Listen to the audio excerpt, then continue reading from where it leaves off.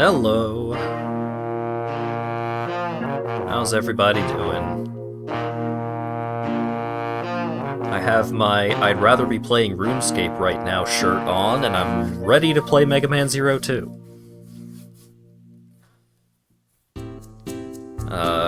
You may notice that I still have the idle game up. I'm still playing that. I forgot to do an important thing with it last night, so I basically made no progress overnight. See, I had this button clicked instead of this button, and that meant I was bad instead of good. So that's all well and good. I spent most of yesterday playing a tabletop game with my friends and also playing RuneScape, and that's kind of tainted my brain a little bit. I'm playing the new one, and I don't have, like, classical soundtrack. I have all the new songs going in my head, but the new songs don't have that exact specific sound that old school RuneScape tracks have. So I still, like, out of all of the music that I've been listening to, and there's a lot of pretty great music in the new version of the soundtrack, but all I can think of is Sea Shanty 2. I haven't even really spent any time around the docks, and that's where Sea Shanty actually plays. But just when I think about RuneScape, that is the song that comes up.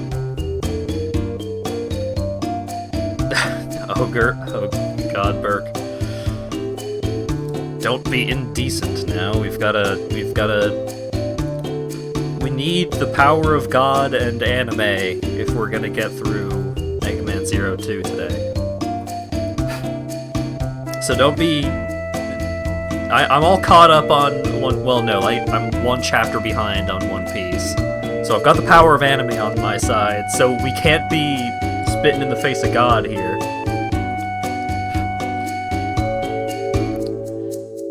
Did someone say Sea Shanty 2? You know what?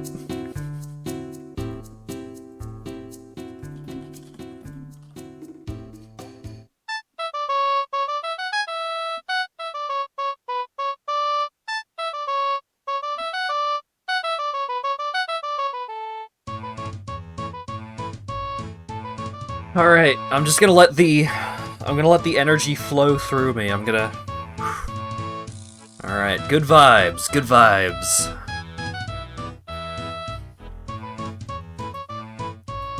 Stretch out my neck. I got a little bit of a sore muscle in my neck because I slept for too long.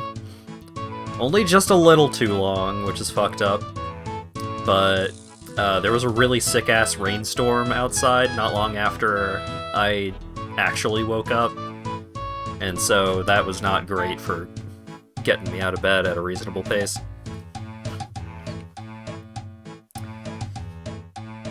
Okay, seems like the momentary frame is not going to be a continuing issue, so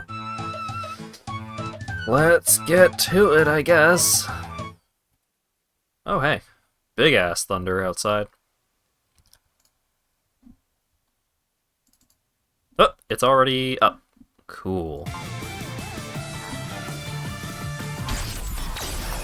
Alright. Mega Man 02. I can do this. I can do this. It's gonna be fine. I'm not, like, horrifically tilted from, the ice level. So now I just need to get back into the swing of things. Oh, right, Burke had an interesting idea or suggestion talking about how he played.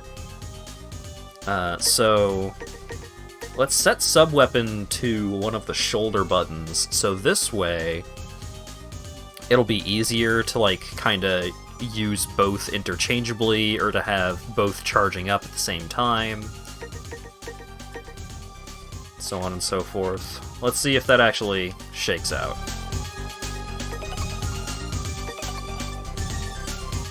Alright. I'll bet that El Piso is in one of these areas. This is the Crystal Cave where the aircraft destroyed the crashed. El Piso seems to be looking for something. Go look for El Piso. Yes. So last we left off in the plot, El Piso took the baby elves and is trying to free the dark elf so that he can become strong. It should be the meeting spot for our comrades. It's strange, no one's arrived. Zero, I got a very bad feeling. Let's go. Oh, right.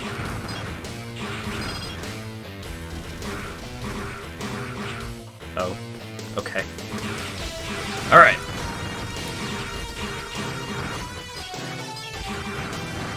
Just gotta get a feel for the controls again.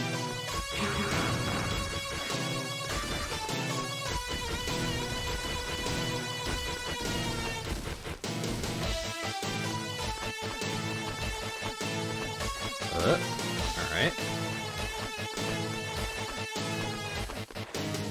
Shit.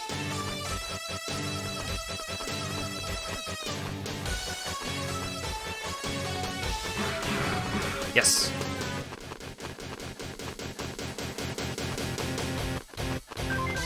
Alright. Got a hype train rolling through. I'll try and harness that energy. Oh right, this is the fall with a bunch of spikes. Okay. Uh-huh.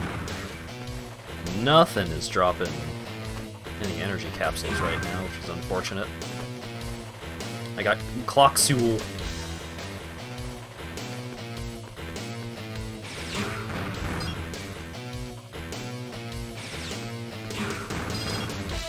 Oh right, this. Whoa! This ridiculous mechanic.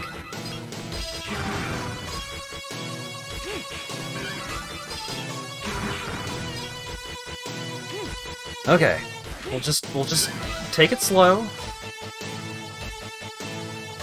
We'll play the game's game.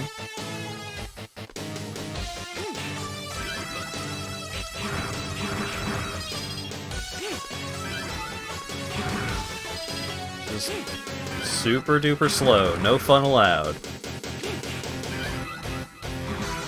Oh shit. Oh shit. Come on.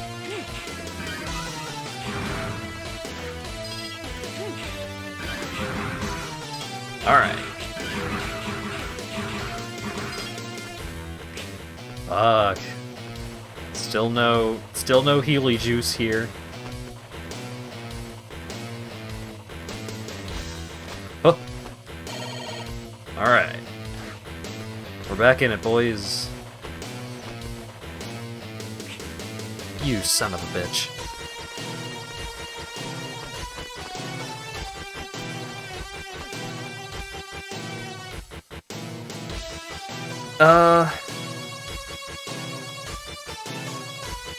Trying to remember.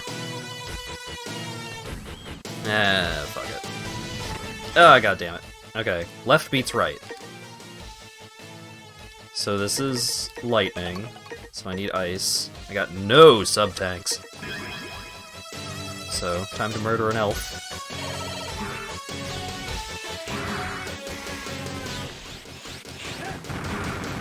Alright, cool.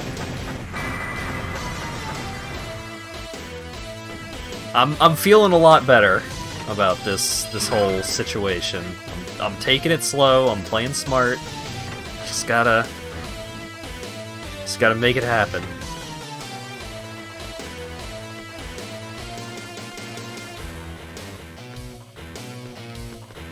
Okay. I can beat the game.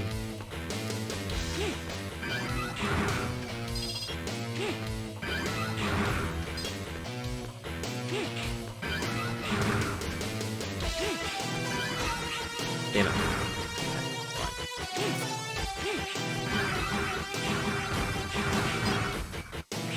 Oh, the elf.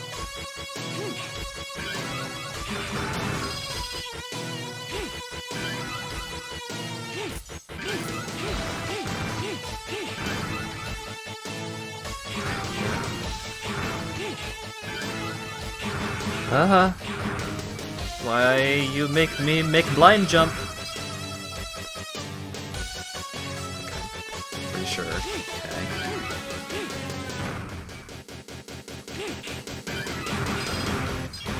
No, he dropped a health pellet and everything. Damn it.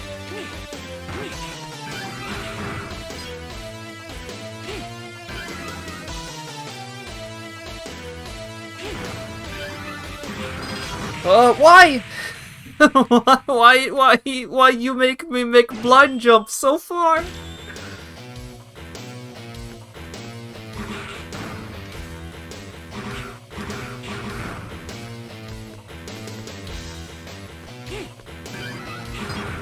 Alright, having fun yet?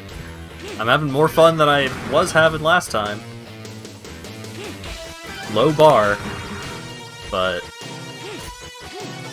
it's not nothing.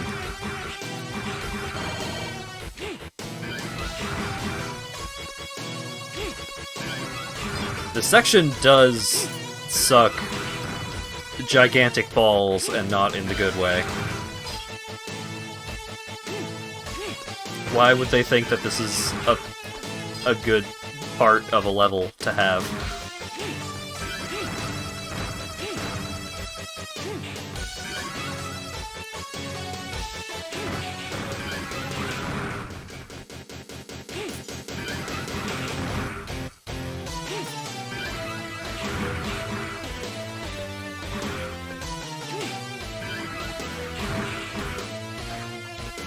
I can't imagine doing this level without any elves. Like, not having the spike protection elf. Oh my god. I would have been a very unhappy camper. Like, that part sucked. Even with the elf. Zero, they're being controlled by something. Make sure you don't harm them, Zero. Oh, alright. You'll stream it out of spite.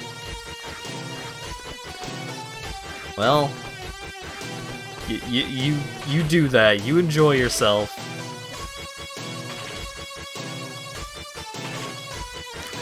I do want that full heal.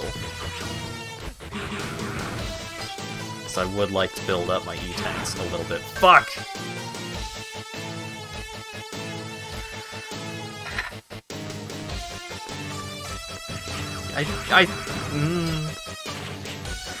This game has trained me to be like, hey, you need to be on your fucking toes. You need to...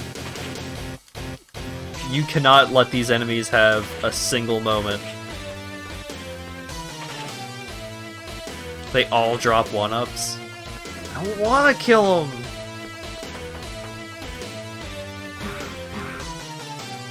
Oh, is this a one-way door? Okay.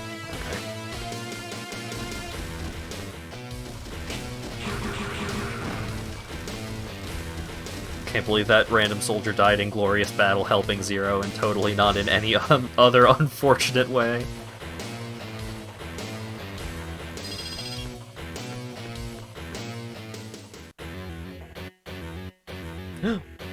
It's the bad man. This is it. Now I'm a step closer to the Dark Elf. Fuss, fuss, fuss, fuss, fuss, fuss, fuss. Whose laugh was that? Was that Moria's?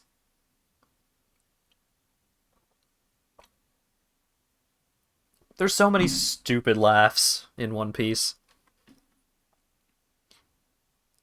You can shoot the whip at the spike balls in midair to catch them before they hit you.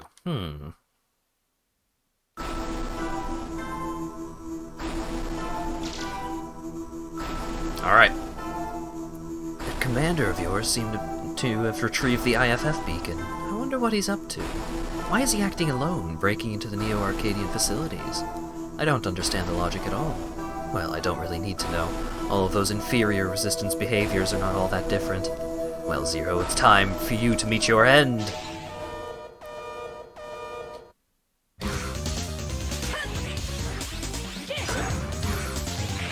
Ah! Are you serious? How can a legend end? Oh, they've got taunts for when they hand my ass to me on a silver platter, huh? I got no fucking sub-tanks. And I can't even go back to farm for them. Damn it.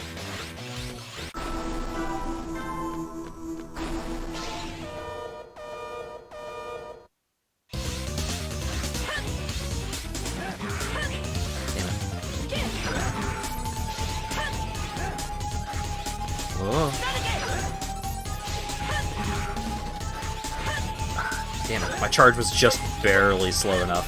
Okay. Okay.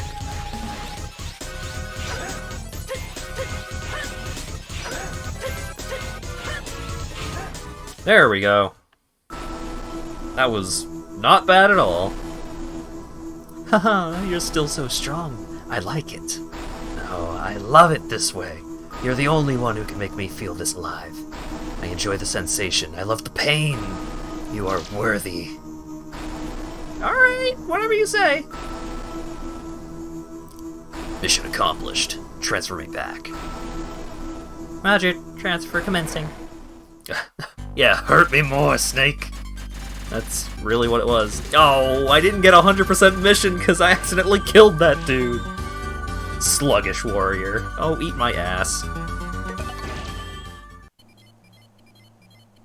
Mission accomplished. Transfer in progress. 2, 1. Transfer complete. The IFF beacon that Elpizo was looking for is used for the Neo-Arcadian radar to identify friend or enemy. I know you need one when you want to sneak into an enemy base without letting them notice you, but I don't understand why he's trying to do that. It's because he's trying to wake up the Dark Elf. You dumb idiot.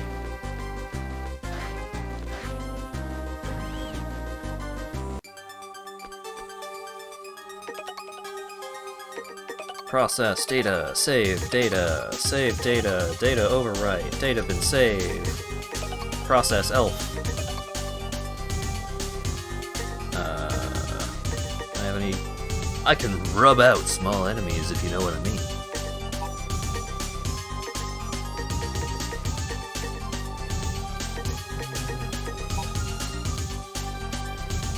No cool big elves.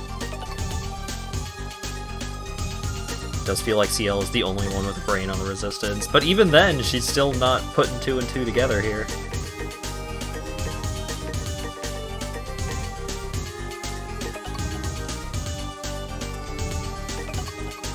Alrighty. Bet that Elpizo is in one of these areas. Elpizo has been in every one of these areas, actually. Didn't say she was smart. That's fair. This is a redundant factory, but I guess they reconstructed it and was working on a small scale. Why this place anyway? What did El Piso go to this factory for? I don't understand. Still, one thing I'm certain is that it's too dangerous to act alone.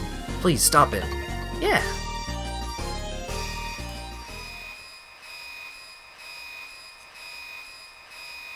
I need to find a good spot to farm for energy pellets at some point, because I've got 4 fucking E-tanks, and they have been empty this entire time.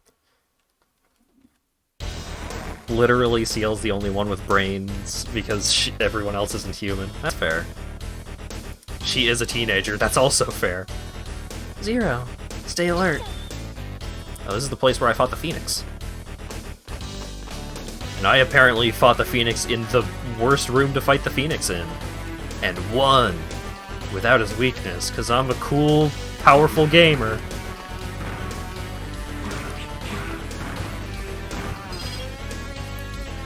Snake level is a good farm. There's a full heal in there. I don't even remember the snake level.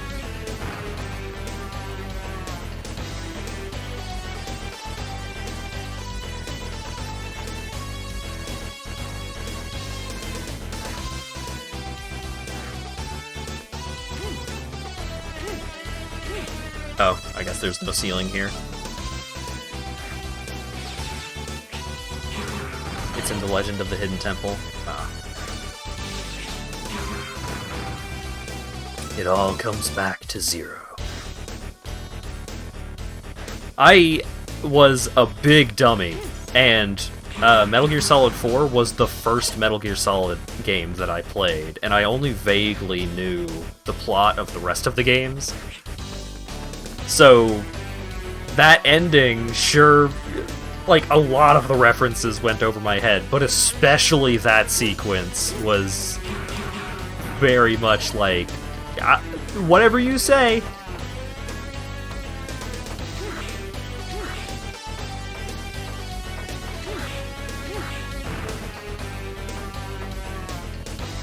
No, no, no. Give me elf. Thank you.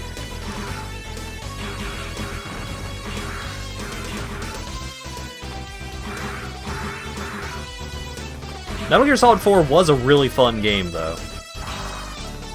Everyone says, you know, lol, movie Gear Solid 4, and all that. But, I mean, that controlled more like a video game than a lot of the other Metal Gear Solids. Aww.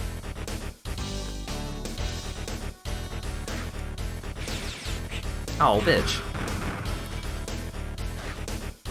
For all its faults, it's a damn solid game. Solid game? Get it?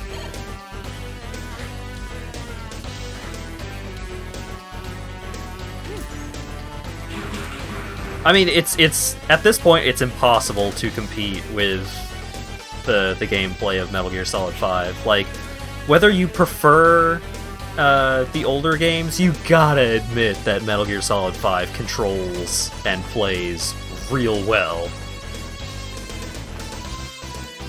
There's just so much versatility, so much variety, so many tools and options, and like the way that you can approach everything in the open world. It's so fucking good. There's only like 4 hours of gameplay. I mean, the other Metal Gear Solid games also weren't that long.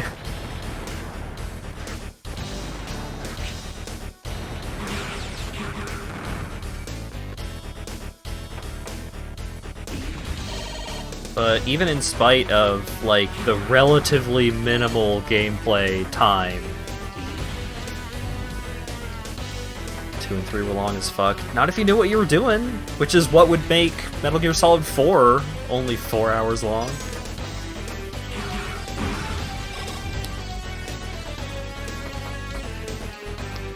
Like, those games have a lot of really great exploration to do, a lot of cool hidden little things to do.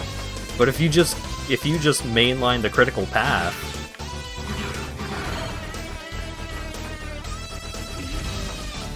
you're playing 0-2 now. How do you feel about it? I don't like it. It is one of my least favorite Mega Man games.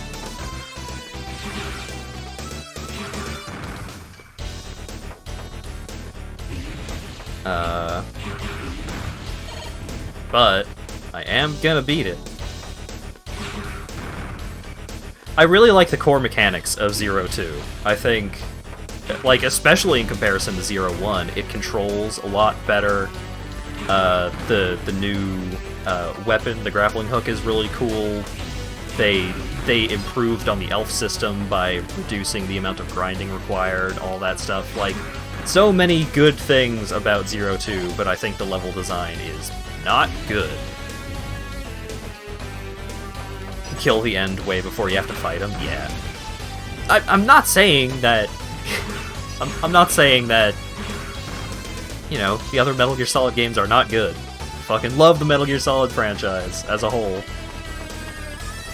But I feel like it is disingenuous to say that 4 is substantially shorter than the others.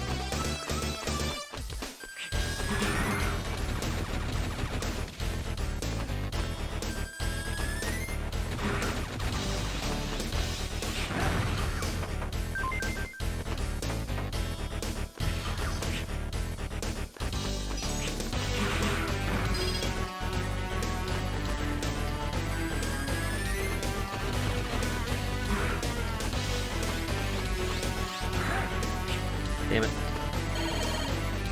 Oh, boy. Oh.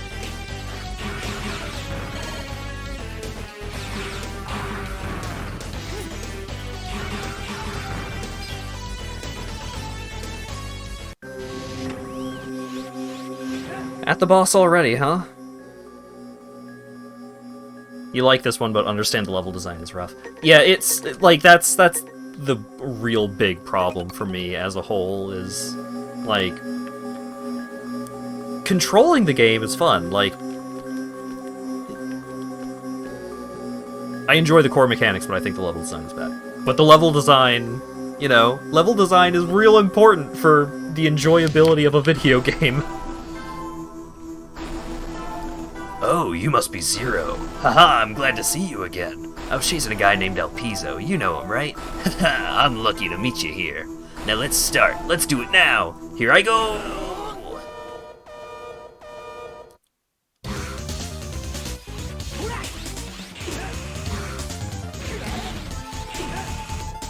Reppuken! I'm gonna sub-tank. 0-3 is better. Yeah, I'm hopeful. Like,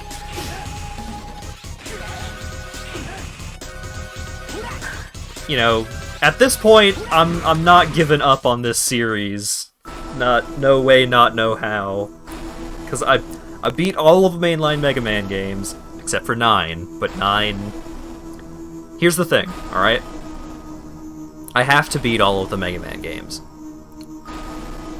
because I have to prove that Mega Man 9 is the worst. Because that is the only one I have not beaten. It is the only one that I went outright fuck this. So I gotta beat him. Whew, that was really fun. Thank you, Zero. I enjoy a challenging fight like this one. Hee hee.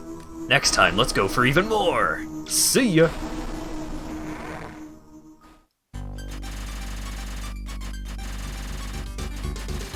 The final boss sequence in Z3 is so good. I'm hopeful. Sluggish Edge. Oh. Mission accomplished. Doesn't necessarily mean it's bad, it means you hate it. That's fair. X7 is a lower quality video game than Mega Man 9. But I still have more respect for X7 than I have for 9, because at least X7 did something different. Okay, had to adjust my mic a little bit. There we go. He seems to have stolen a transport from the factory. It's true that you can't travel to Neo Arcadia by a portable trans server, but El Piso does intend to sneak into Neo Arcadia alone.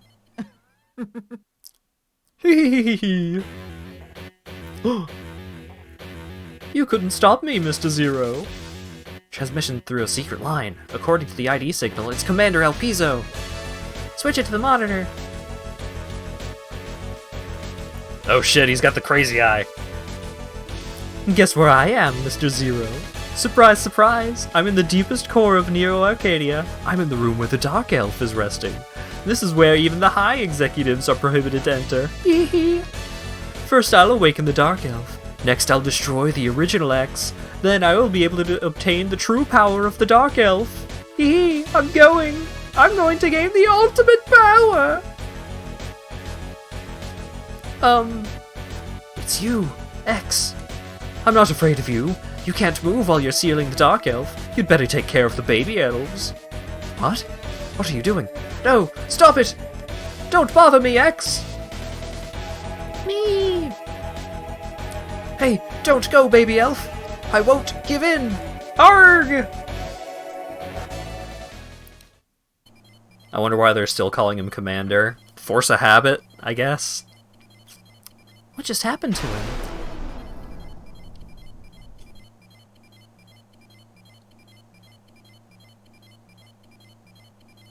What was that?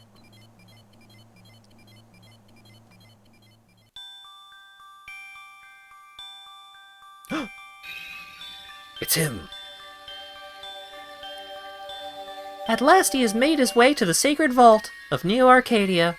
Worse, he has damaged the seal of her. The Dark Elf. I'm sorry. My voice couldn't seem to draw off his attention, but she... They call her a Dark Elf. She's not fully awake yet. With my remaining power, I'm still trying not to wake her up.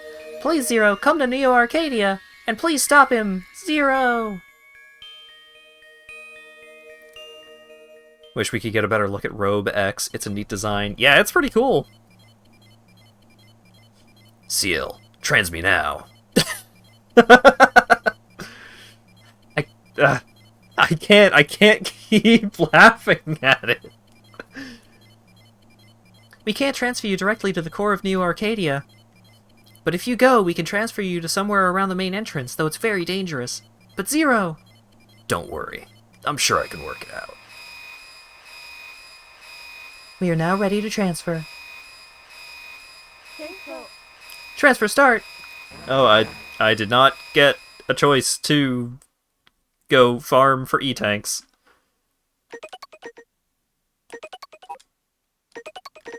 Well...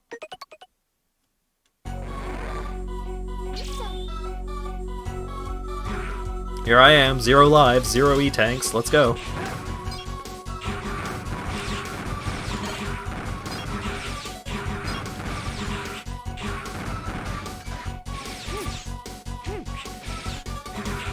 Oh, there wasn't anything up there. Is this the same music as the fortress level from 01? After you went through the X game, Zero is much of an edgelord. Is still as much of an edgelord, just more subdued. Yeah. He really is the Shadow the Hedgehog of this series. Even as far as dying and coming back to life.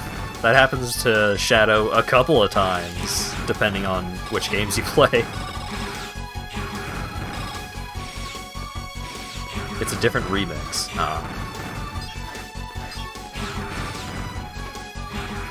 You die enough times to take some of the edge off.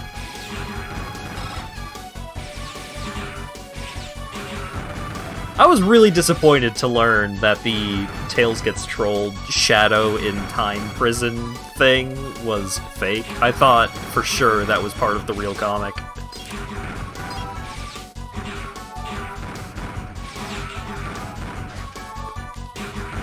I've never read Tails Gets Trolled, to be clear, and I don't really have any intent to.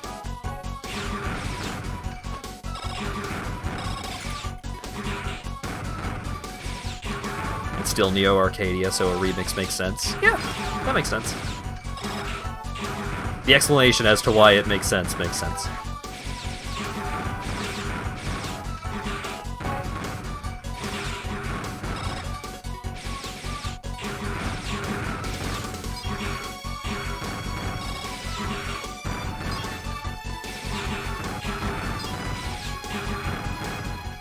Alright. Yeah, I'm just farming for sub-tanks here. Can I get a little health pellet out of one of you? Fuck.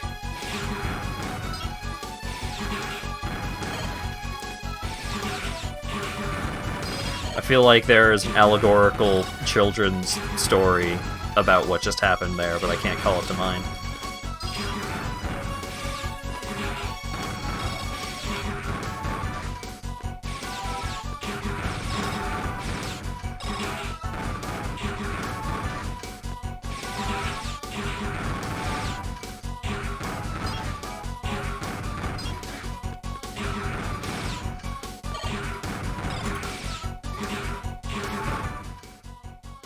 Alright, that's 2.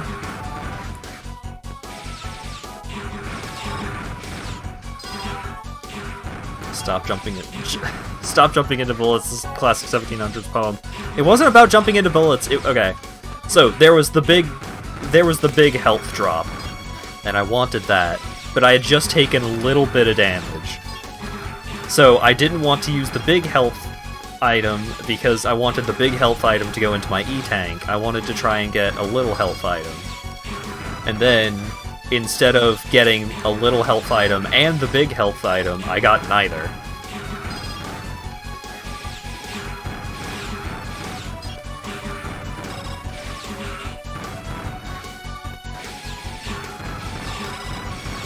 And I know there's some kind of allegorical story about that, like, basically that exact situation. About, hey, I want this thing, but if I get this other thing, then I can have both, and then you get neither.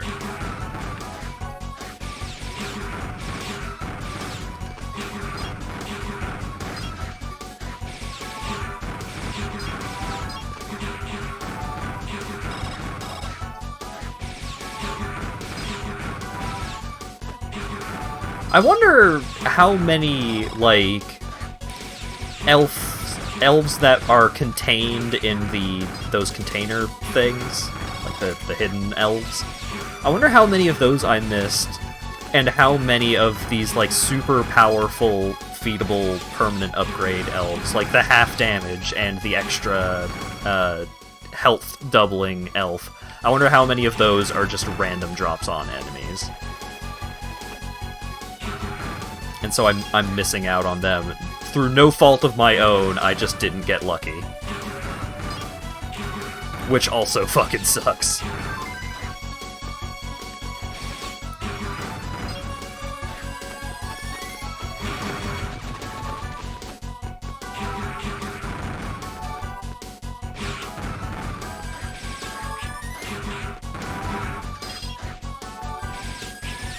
Oh my god.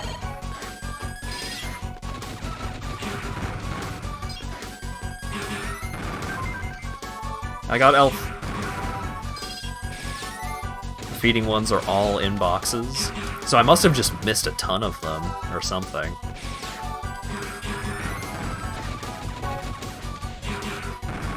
I feel like I've found a lot of those elves, and yet... Nope, nope. Fuck. Damn.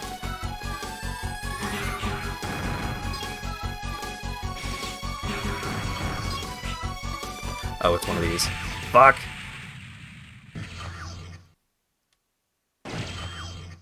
Thought I could take one more hit. Hey, remember this area?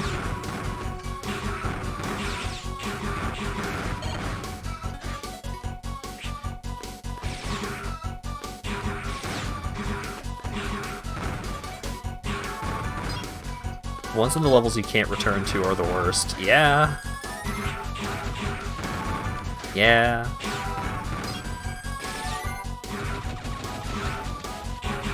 I am big on not having permanently missable upgrades. Permanently missable, like, consumables and stuff like that, fine.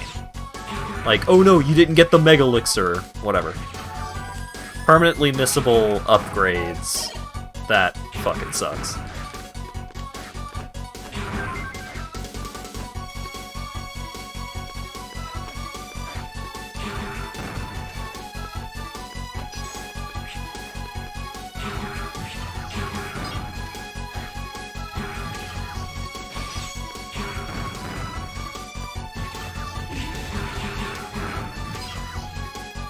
The only elves you try not to miss out on your A rank runs are the ones that shoot your rank to A instantly.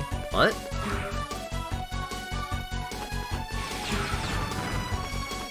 Oh, like elves that you find can increase your rank? Or are there usable elves that increase your rank?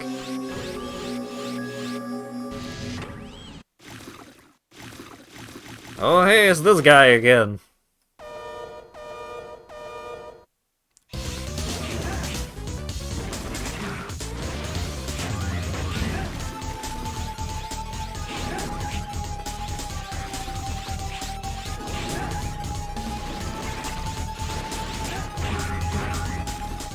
I don't remember the weakness.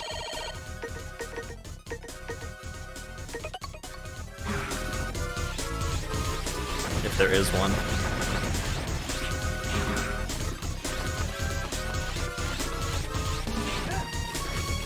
I don't think there is one.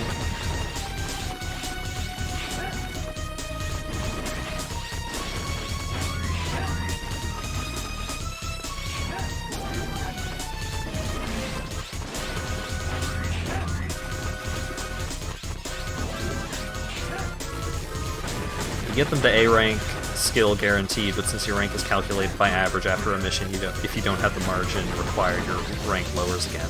Huh.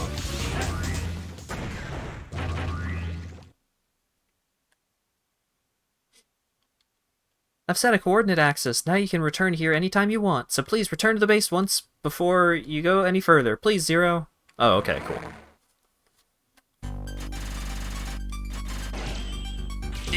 Sluggish Edge. Zero is returning.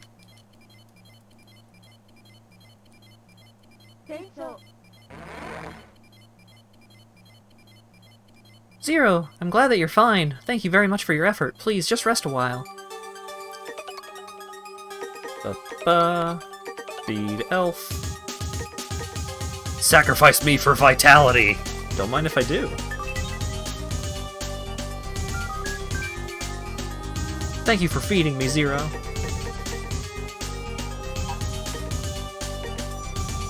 I'll teach you how to run fast. Yeah. Yahoo, just what I wanted. Whoa, Catman. I've grown thanks to you.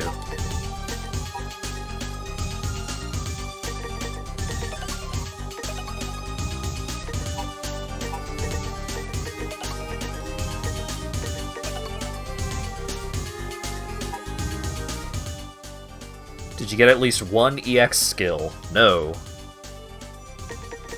Those at the bottom are the A rank elves? Ah.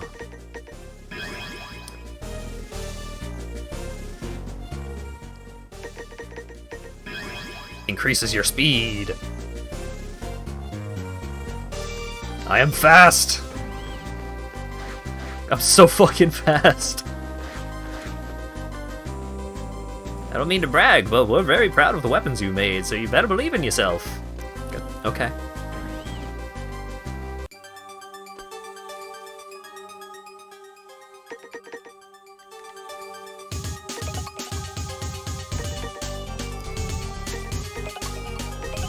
Alrighty. Oh wait, before I save, let's get some elves. Scatter a few items, change bullet to vitality. My power will save you. That sounds good.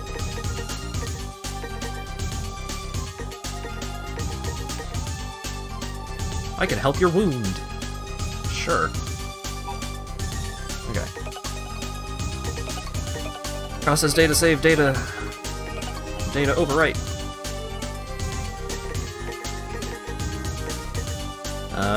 Begin mission. You're about to go to the first area of Neo Arcadia. It's the Temple of Flame. Are you sure? Yeah. Zero's going to take the field. Everyone, please transfer. In Legacy Collection, you might see some cards pop up. Those are customizations for 02. What?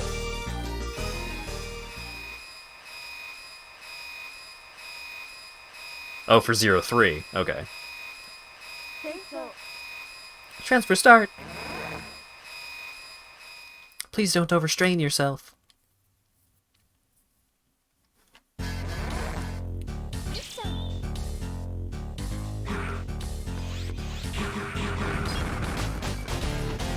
I'm so fast.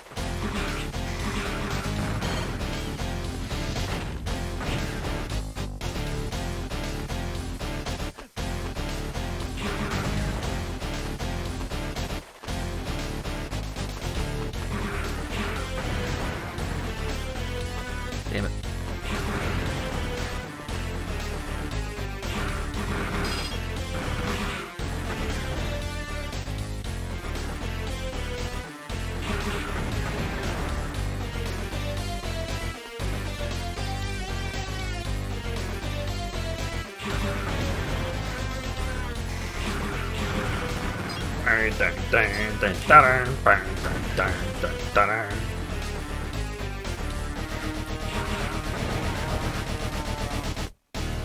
The crustiest grunge guitar.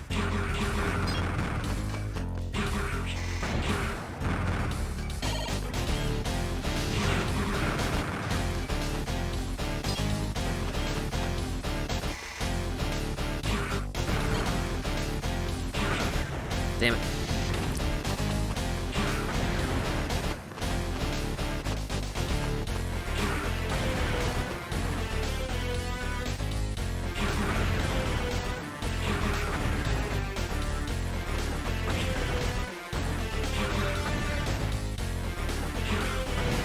There we go. Damn it.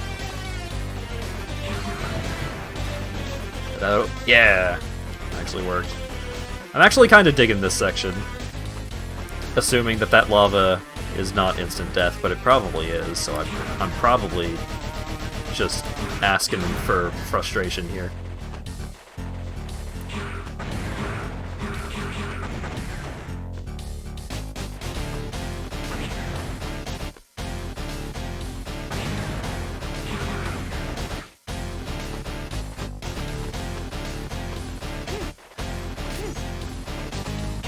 Let me in!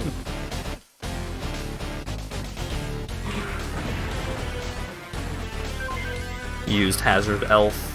Yes?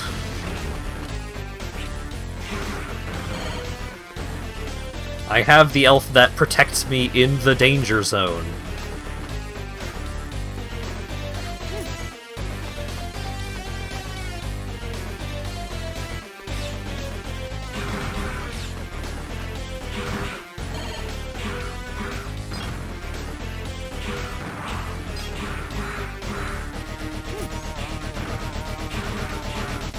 You're fine, just don't stay too long. Okay. So that elf protects you from spikes and other instant death stuff.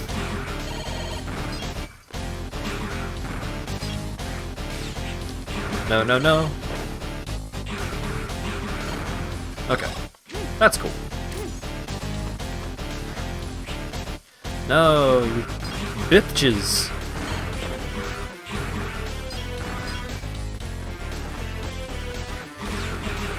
There we go.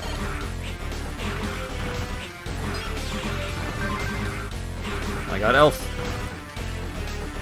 Doesn't protect you from squish. Okay. Uh-huh. Uh-huh. Uh-huh.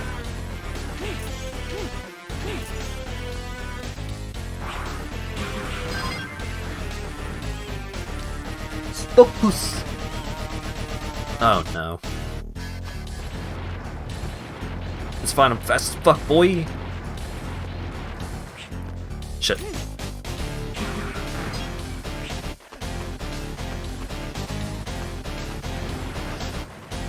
Okay.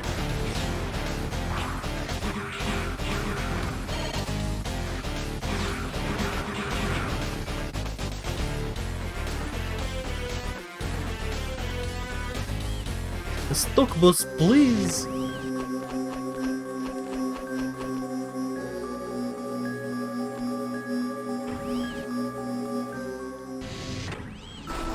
Oh boy. Oh, it's you again. Hey, Zero. You came along to get El Piso? I know you did. He's crazy about the Dark Elf. Leave that guy to Harpuya and have fun with me instead. Ayah! Get ready for a fight. Uh-oh. He turned into a car! He's Turbo Teen!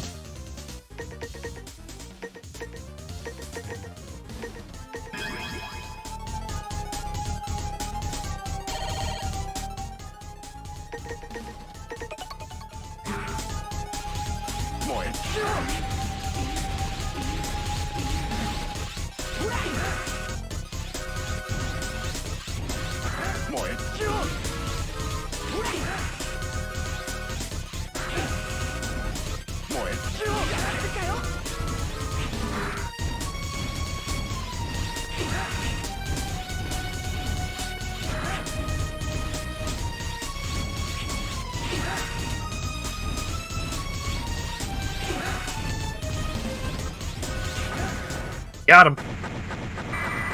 If you could turn into a cool flamethrower car, wouldn't you? Probably not, really. The fact that the car sprite changes as it takes damage is really cool. Yeah, I always really appreciate that kind of thing. Ruthless Edge Boy!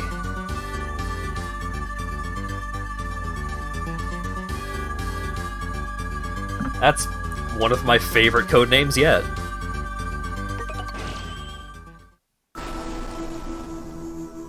Nugwa! What's the problem? Even though I had powered up, I'm no match for you. I won't give up. Someday I'll destroy you for sure. Just you wait. I've set a coordinate axis. Now you can return here anytime you want, so please return to the base, please, 0.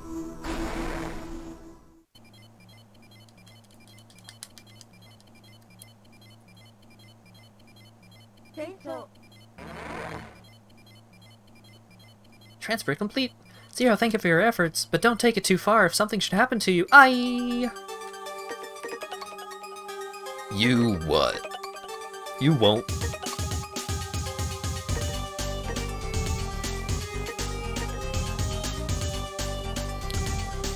I guess I just need a new Healy elf. You want me to cure you fully? Sure. Well, maybe. Process data. Save data. Data has been saved. You're about to go to the second area of Neo Arcadia. It's the Temple of Ice. Can you do it? Yeah. 0 is going to take to the field. Everyone prepare for the transfer.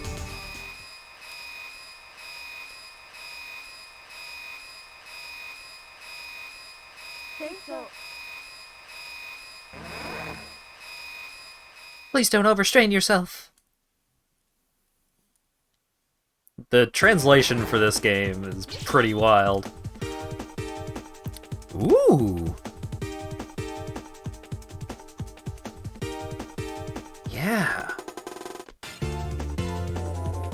Yeah! Oh, this track fucking rules! Oh.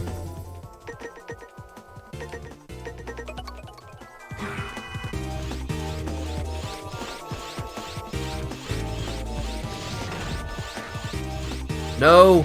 No! The Temple of Ice! I didn't think about it! Fuck.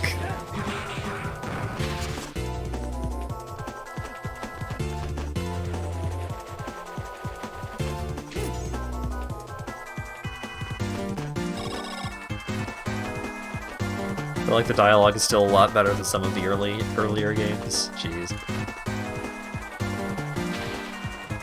Nah, give me more Mega Man 8. That was the peak of dialogue in the Mega Man series. I want to hear all about Dr. Wowie.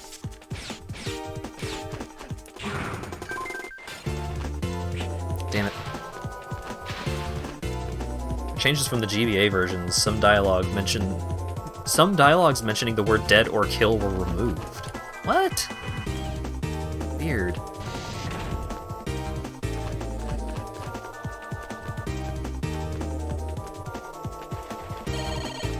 God. This is...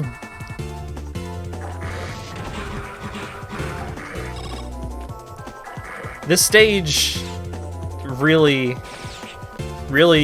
does a lot to make itself less hateable by having this fucking banger of a track, though.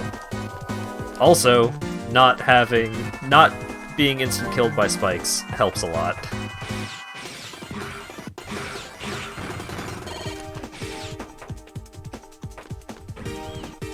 Love me some drum and bass.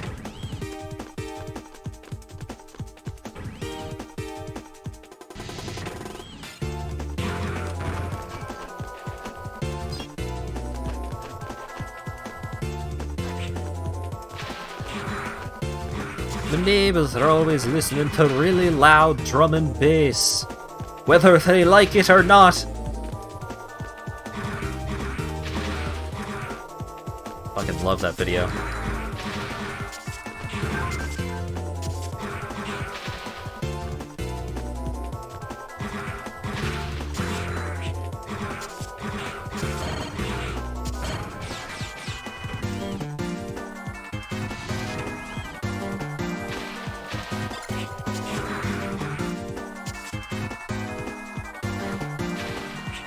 Oh, okay.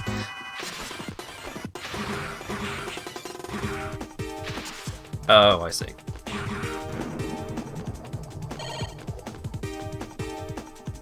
Also, just being really fast at a baseline of movement, like not needing the dash to make some of these jumps, does a lot to make the ice less frustrating.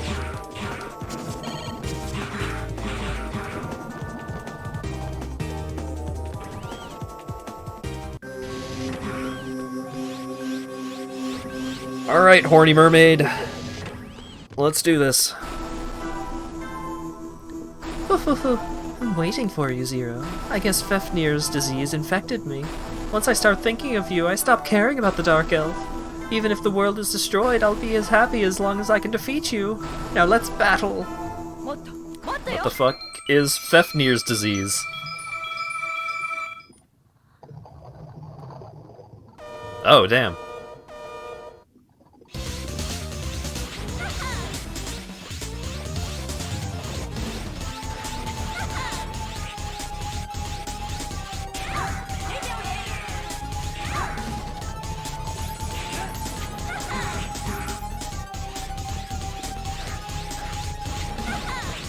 Damn it.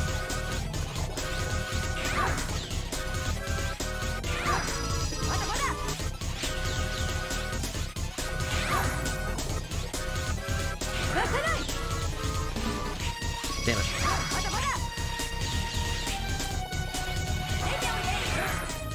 I was about to use a healing item. Good thing I didn't.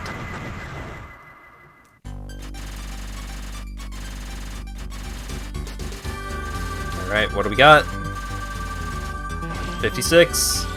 Wounded Edge Boy. Oh. Darn. I'm getting worse than ever. The only thing I can take seriously is fighting with you. But I'm happy. I'll keep going. Dreaming that I can destroy you someday. See you soon. I set up a coordinate access now. You can turn here anytime you want, please, Zero.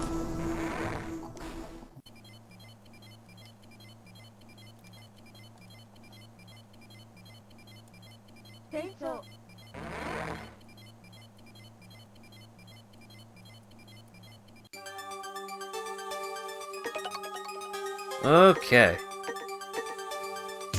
Process, elf, feed, elf. No big elf.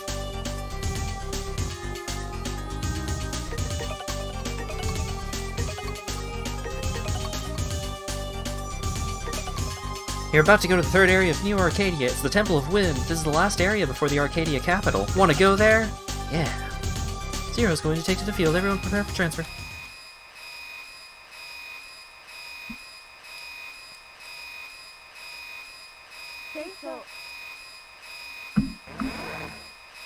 Okie dokie.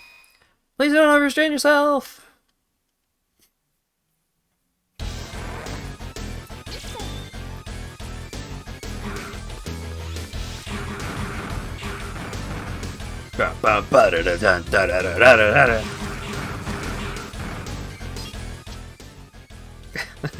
This dumb butt rock.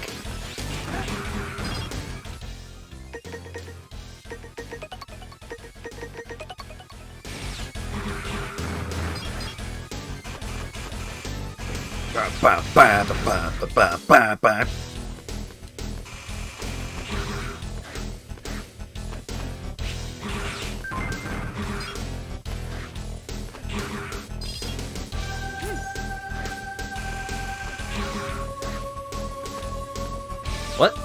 There's a life up there.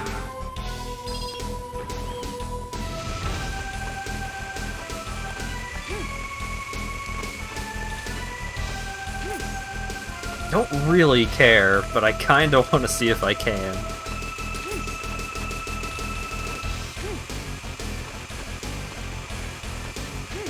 Nah, fuck it.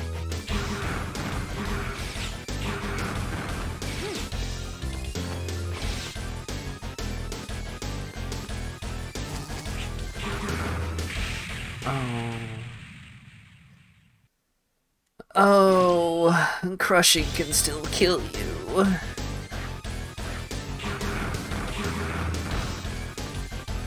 Those are bad platforms.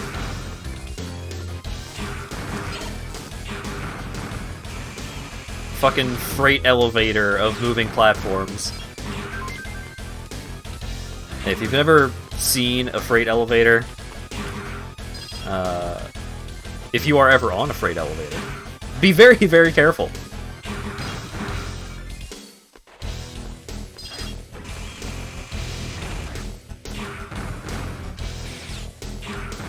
Very afraid. Freight elevators... Oh, I'm very afraid. Because freight elevators. It's very easy to be killed by a freight elevator if you're being a dumb idiot and just trip or something. Wait, this is progression. How dare you send me to progression? What's over here? Yeah. Yeah. That's what I thought. Stockpile. It sounds like stockpile, so I bet that's an elf that gives me items. Or something.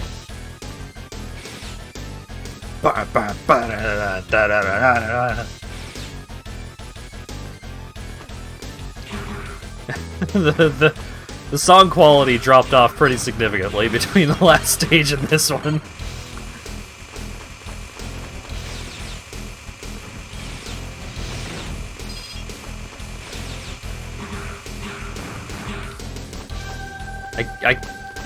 The last one I was just like genuinely jamming out to, and this one I can't take seriously at all.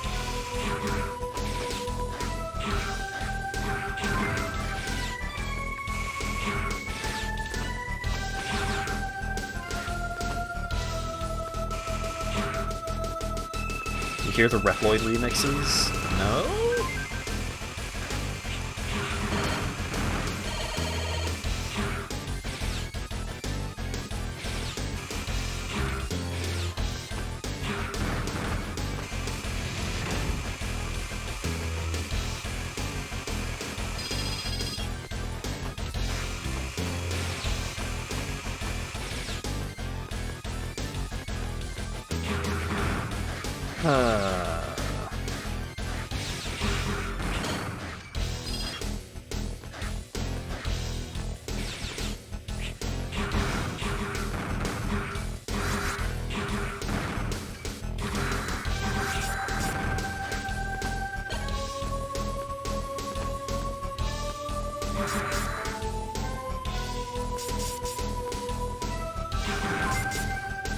I got elf.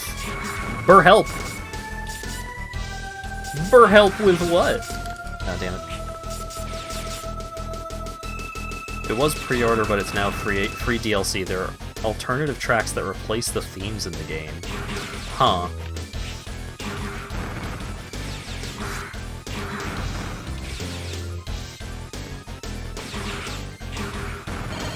Yeah, I was unaware of that.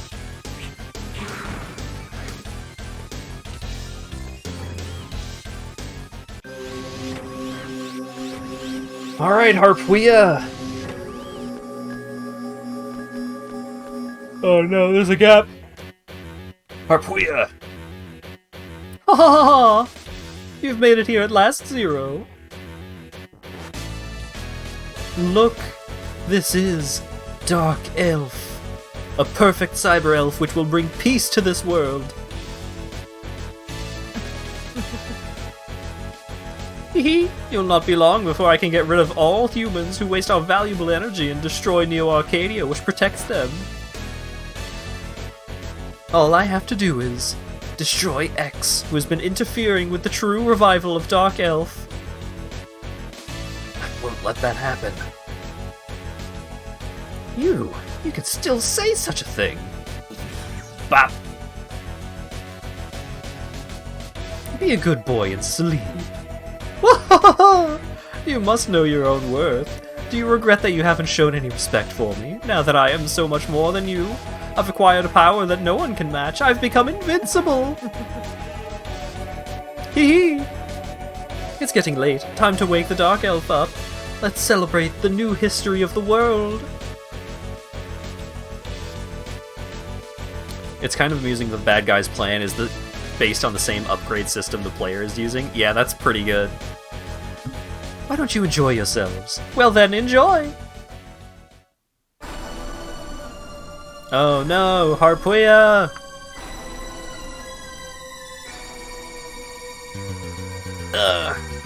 Zero! Finish me! Just finish me. I will soon be controlled by Baby Elf! Finish me now and stop him! In this scene, Harpuya has a dialogue change. He says, "Please kill me, Zero." Oh, damn. Bird up!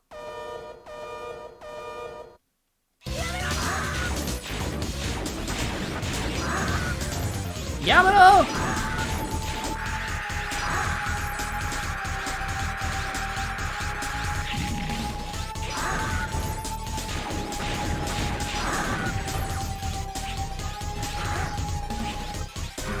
Oh, that attack just didn't deal damage. I am gonna use a sub tank so I don't drop dead. Whoa, mode 7!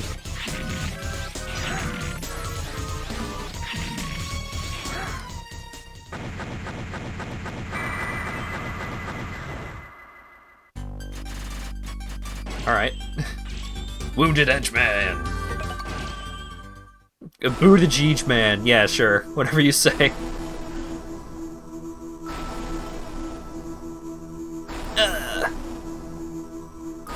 Hurry, Zero. Protect Master X and the world from him! I understand. Leave it to me. I've set a coordinate axis. Now you can return here anytime you want. Please return to the base, please, Zero.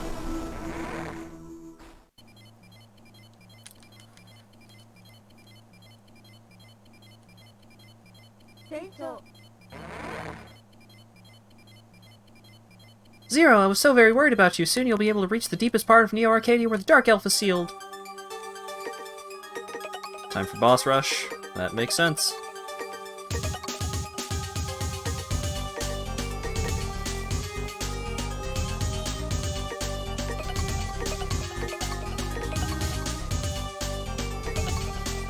At last, here's the final area of Neo Arcadia. Will you go? Yeah. Zero's going to take the field. Everyone prepare for transfer.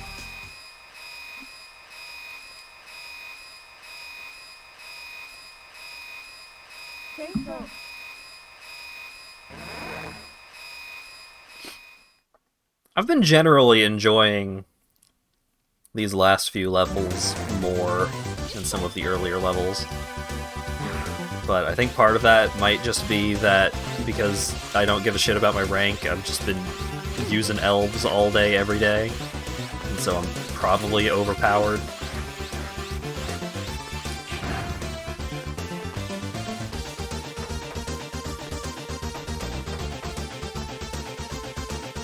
We chose the worst levels to go to first. I just did them in left to right order!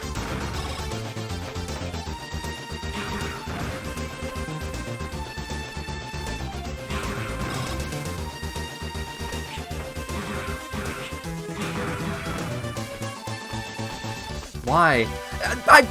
This is the first time I've played this game! I just went left to right!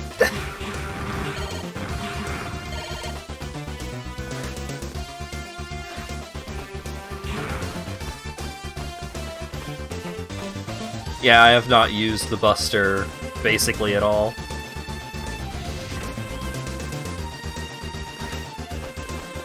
I did use the shield to protect Seal in that one mission.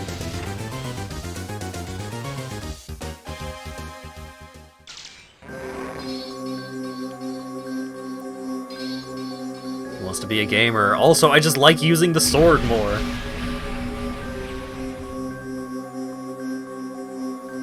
With the combination of Master El Piso and Master Dark Elf, the new world is ready to begin!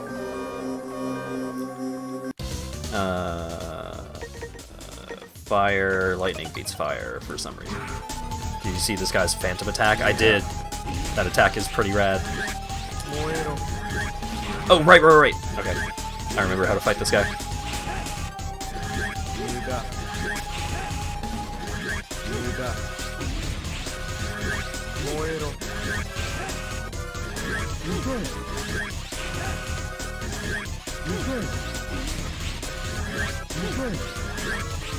No!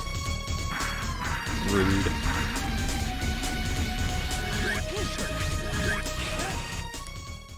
It can't be! I didn't think my heart could be tricked by them! Foolish! Oh, no, see, I got hit by that attack intentionally so that people could see it. That's what happened. I do get the references. I don't think I could actually name the characters specifically, but I do get the references. Whoa, Master El Piso, Master Dark Elf, the new world is ready!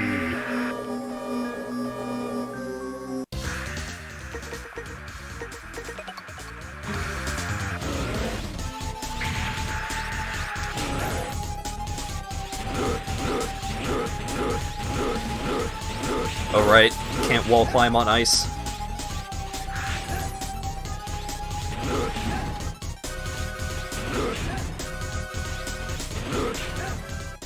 Whoa, where is El Piso? What am I doing? So hot. Whoa! Whoa!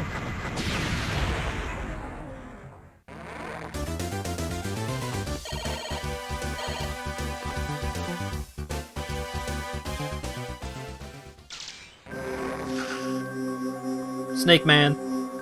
With Master El Piso and Master Dark Elf, the new world is ready to start.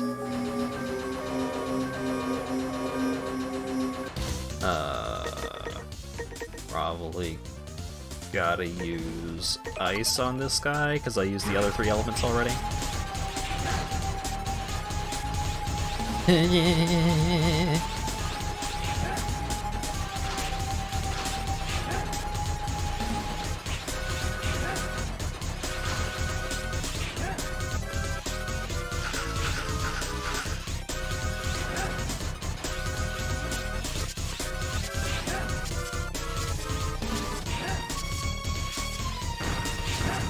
Got him.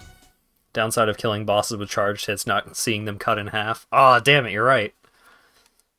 Where am I? El Piso came and Baby Elf came. What am I doing? Hizzz.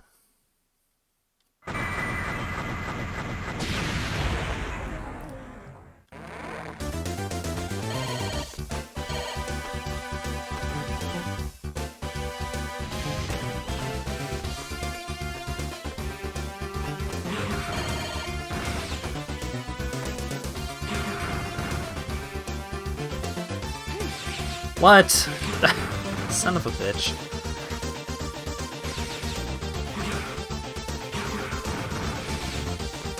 In the Japanese version, when they get cut in half, they have red blood.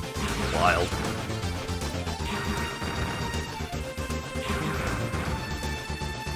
It's oil. I mean, yeah. They are still robots. But still.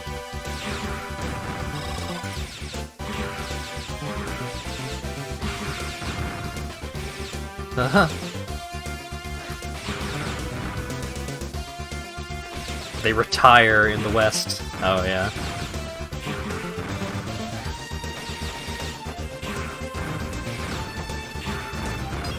Relentless edge gamer.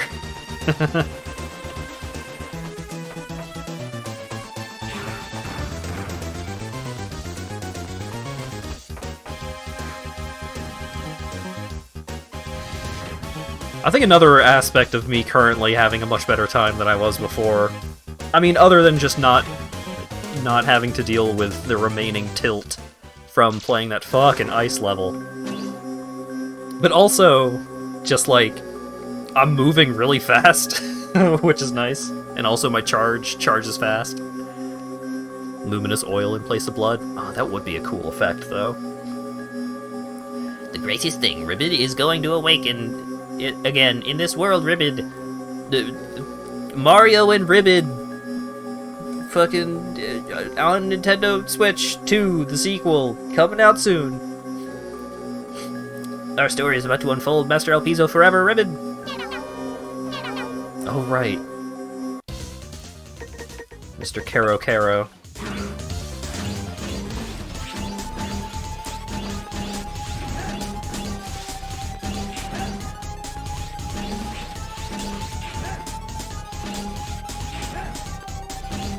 Mr. Caro Caro and his Gumu Gumu no stamp.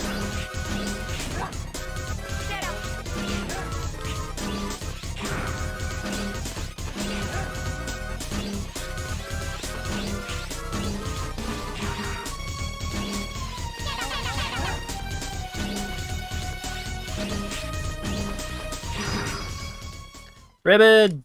Where am I? What am I, Ribbid?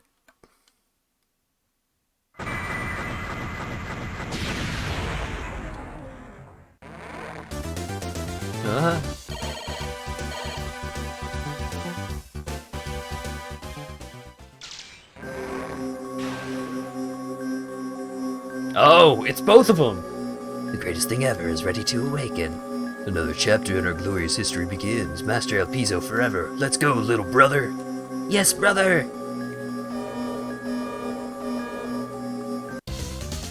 Yeah, that is pretty fun. It's ice for these guys, right?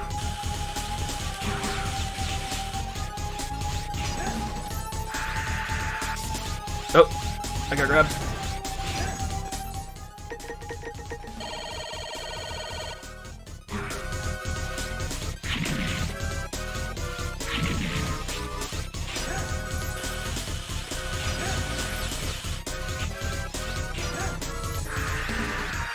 What the fuck?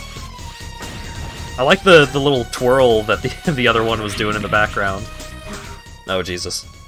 I'm getting busted here.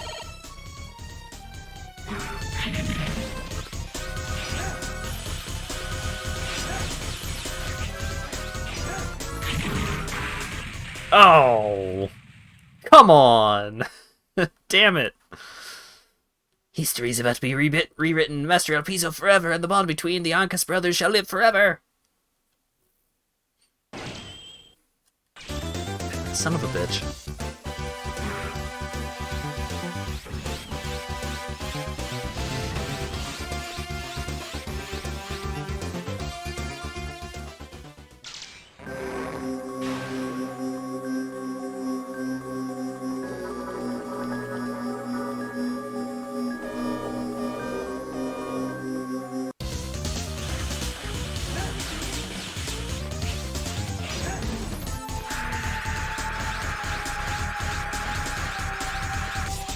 Ah! Does it for so long.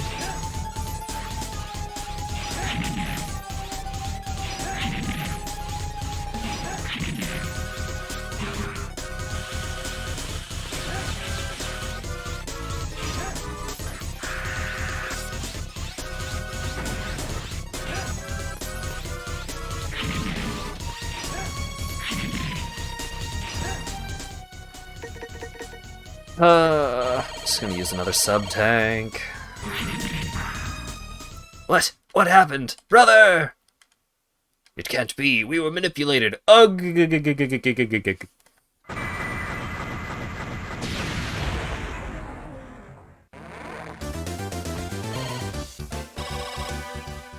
Okay, cool.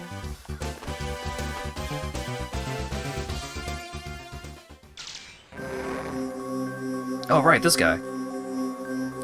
The greatest thing ever will soon awaken in this world. Master Elpizo forever! This guy is also lightning, I think.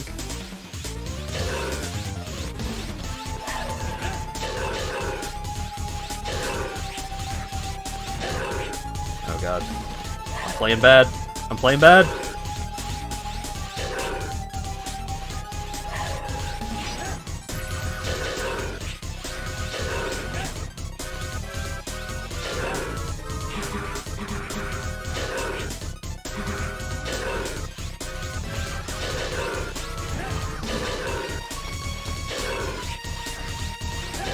Use the booster. What's the booster?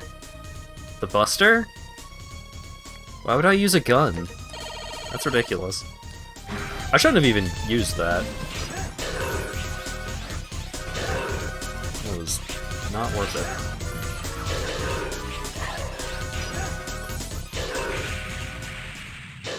Another history, Master Elpizo forever. Ah!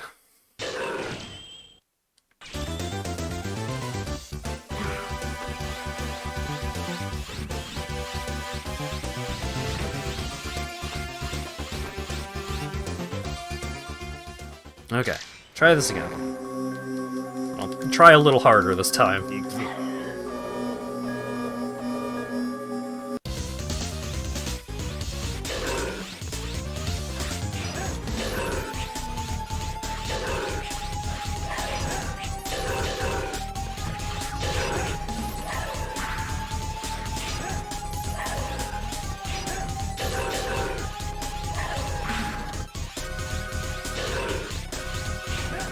There we go. What? It can't be. Hey, what am I doing? Glargle, largle, largle.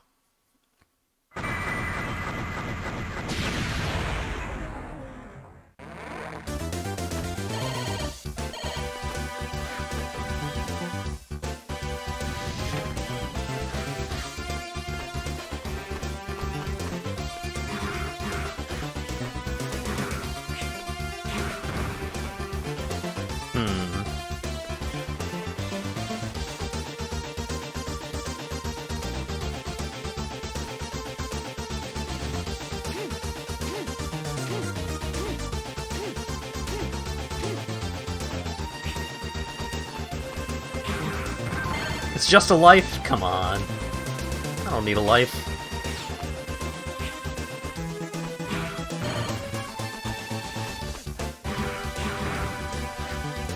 I play video games on the internet for a living. You think I need a life?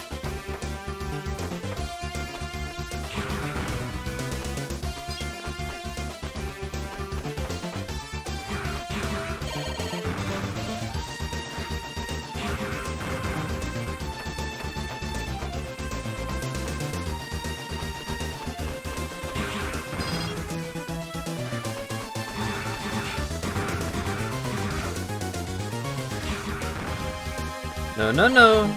You come back here, mister.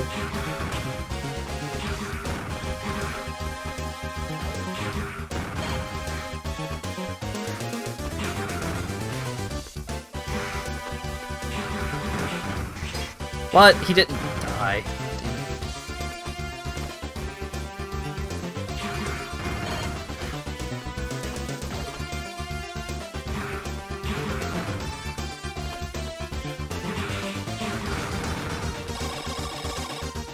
Alright. Just gonna do a quick bit of sub-tank charging here.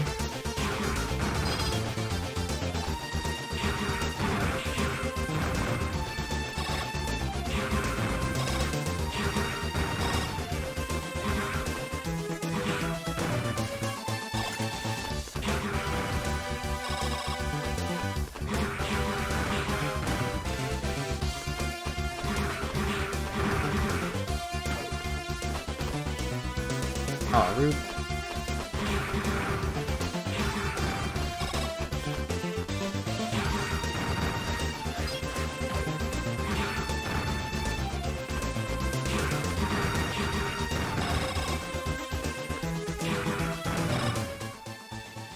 Alright, getting close. Alright, I forgot about that move. It's almost never good, but it is fun. Maybe if I had the mystical elf that increased my attack power.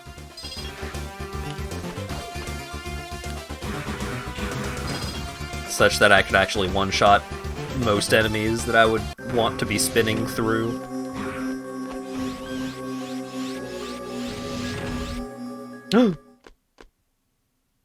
It's X! Hee I've been waiting for you, Zero. Nothing is worse than having a show that no one comes to watch. Once I destroy the original X, I will be invincible! I won't let that happen. Oh no! I'm letting it happen! What the? Hee thank you for coming to my show, but I'm afraid that this thing is real retirement of your friend. Hee time to meet your end, X, and release the Dark Elf! No!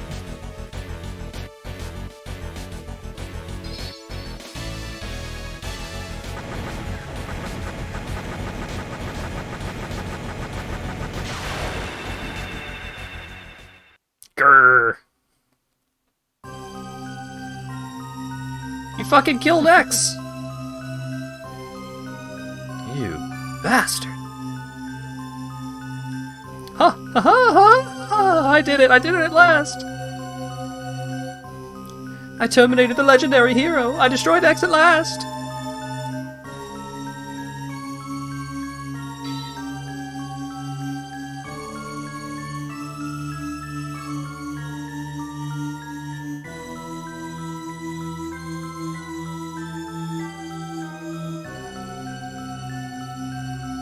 I mean, blowing up his body is pretty fucked up.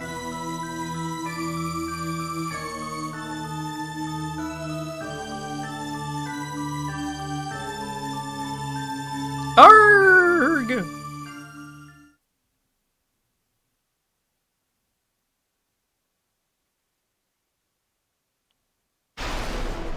Ah!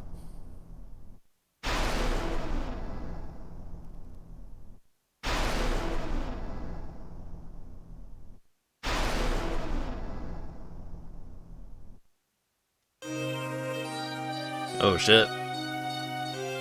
I am evil now. Sorry to have kept you waiting, Zero. I am going to terminate you, destroy all of Neo Arcadia, and exterminate all the human beings. What do you say? A world without humans, the world only for Reploids. Don't you think it'll be paradise?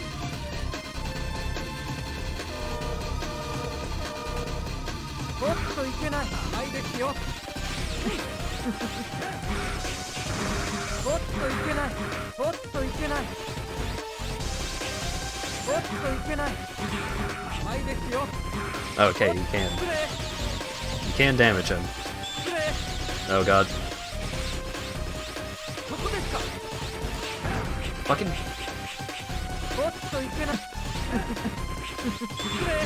I was over there waiting for him to come over to attack me, and he was just not gonna, I guess.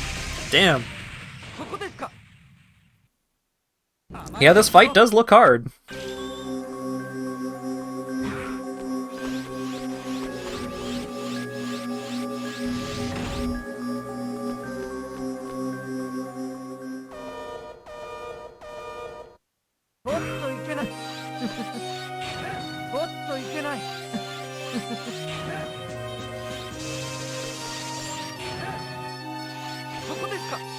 Fuck.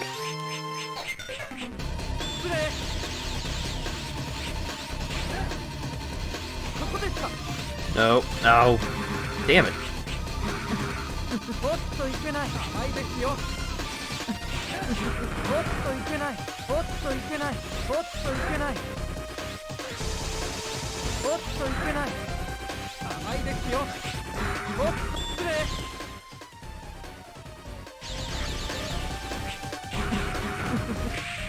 What? That did so much damage.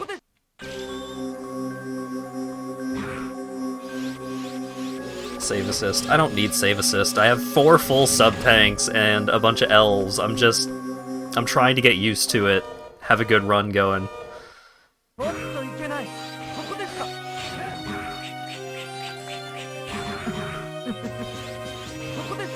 Stop! Stop using that move!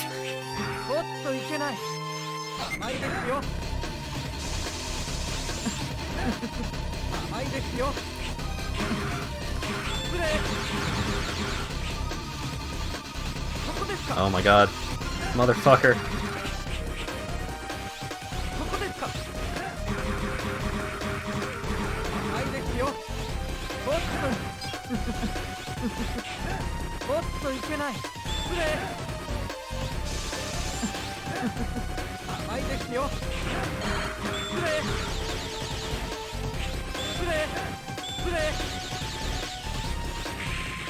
I forgot that it...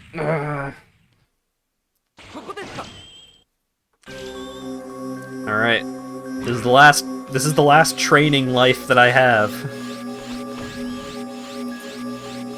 After this, I'm just gonna have to go balls deep. Maybe he just won't use the fucking lifesteal attack 4 times in a row again. You son of a fuck. Why?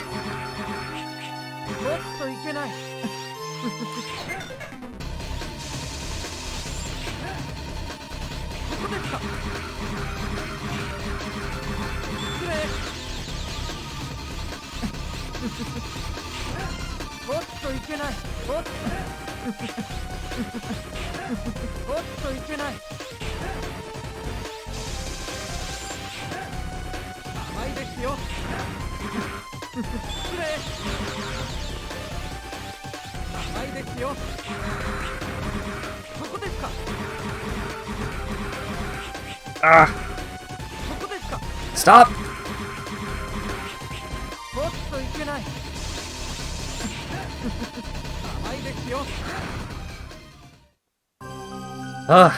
This can't be. I'm supposed to have become invincible. I'm supposed to have obtained the power that had nearly brought the world to destruction. It was not enough, Dark Elf. Give me more strength!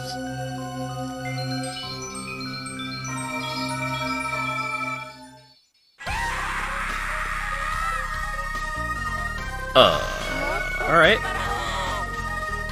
Golly. How much health do I have? Half a bar. I got half a bar. Okay.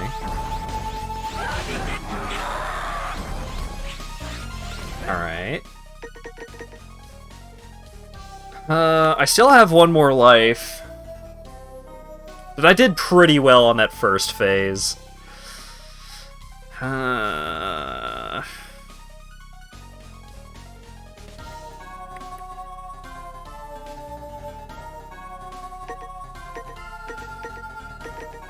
Yeah.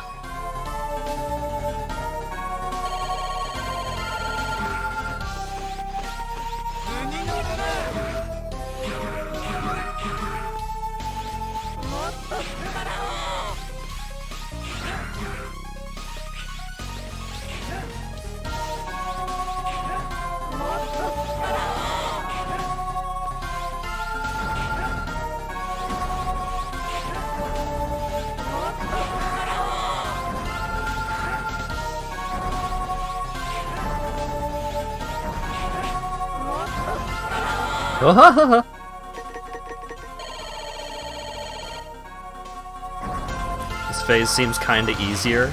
A little bit, but the attacks did more damage generally. Copy X had a similar kind of look to his second phase. Yeah, he did.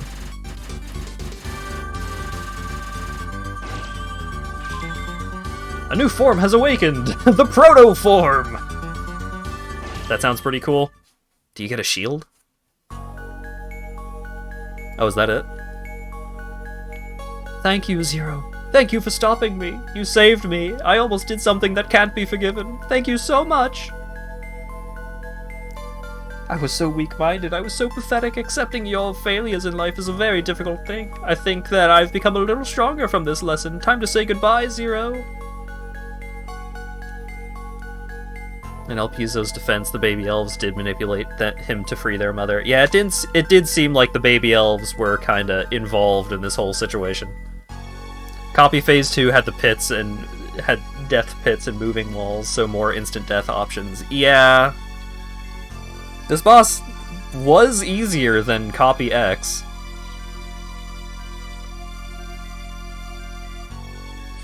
Time to say goodbye, Zero. Tell Ciel I'm sorry. Protoform is you deal double damage, take double damage, and can't use charge attacks. Oh, wild. Me? Me!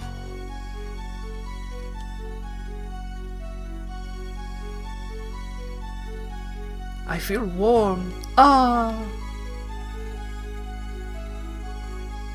He got turned into an elf.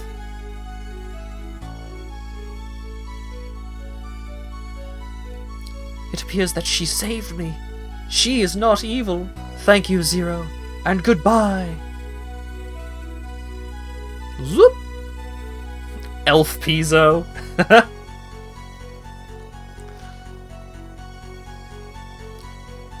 Zero.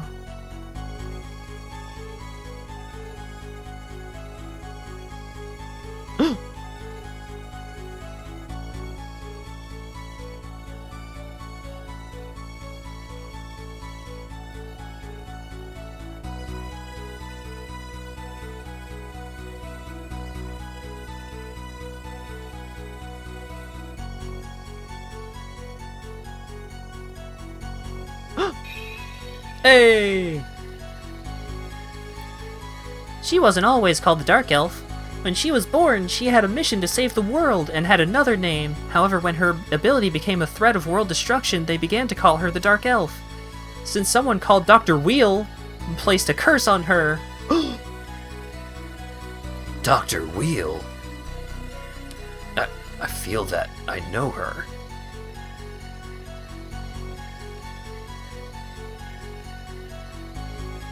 Dark Elf. The Dark Elf. Dr. Wheel. Shadow Moses. Why elves, though? I don't know! They had to name it something, I guess. Probably because of the way that, like, the concept of a forest spirit or a fairy or something like that, the way that that was just translated. I feel like fairy or spirit would have been a more accurate translation, but they didn't want to use the traditional, like, because the connotation behind Japanese spirits, like yokai, tend to be a little different. They didn't want to go with that kind of route. Are they robots? They're robot fairies, basically. If any robot's name starts with a W, shoot them on sight. Dr. White's name started with a W. Cyber Pixies, yeah. They're robot souls, kinda, yeah. Navis, oh wait, that was Battle Network. Oh man. Battle Network games are so good. Japan called them Cyber Elf, yeah. They just thought it was a cool word. Maybe? I don't know. I did beat Mega Man Zero 2. I think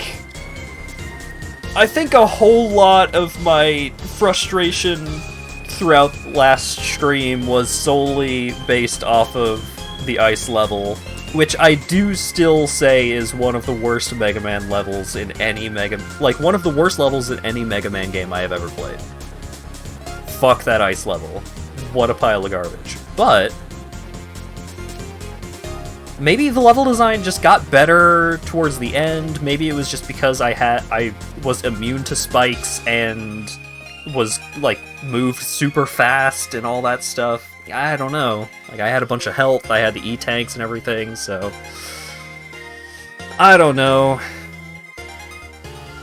I would say after this stream, Mega Man Zero 2 is not nearly as low on the tier list as it would have been, but god damn, that ice level sucks so bad. That ice level brings the whole game down so much.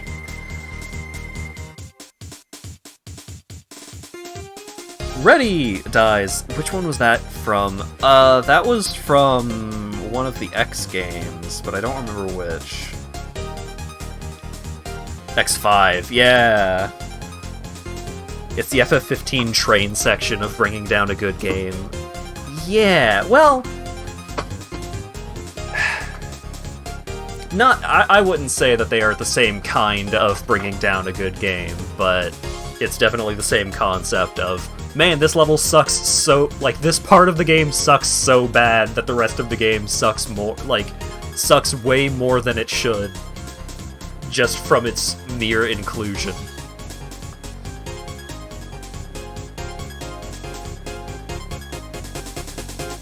Thank you for playing! Yeah, I think overall Zero 2 was fine. I'm very hopeful that Zero 3 is just overall a more solid package. Wink wink, nudge nudge. It seems the Dark Elf has been awakened. Hee hee hee hee hee. The time has come for you to take action, Omega. Hee hee hee hee hee hee.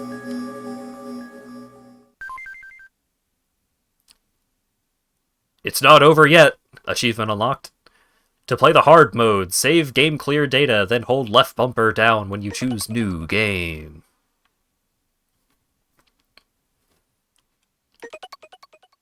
Well, I'm not streaming tomorrow if you want to show off what a real run of Z2 looks like.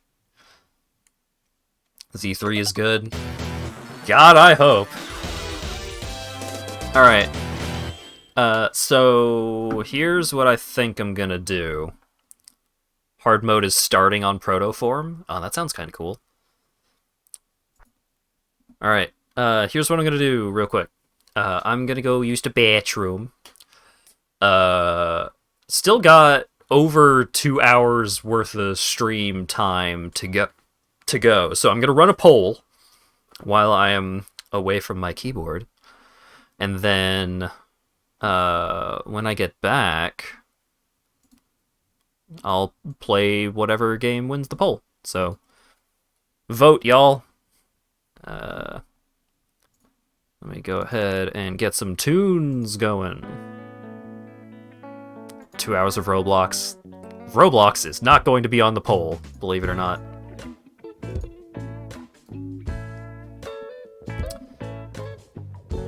Ba-ba-ba. No, not Streamlabs. Straw poll.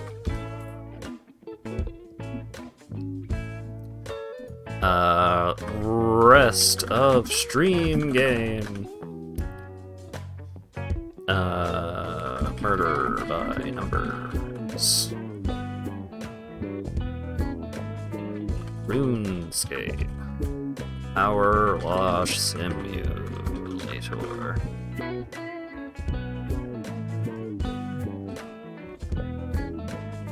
Bop. Alright. Vote, y'all.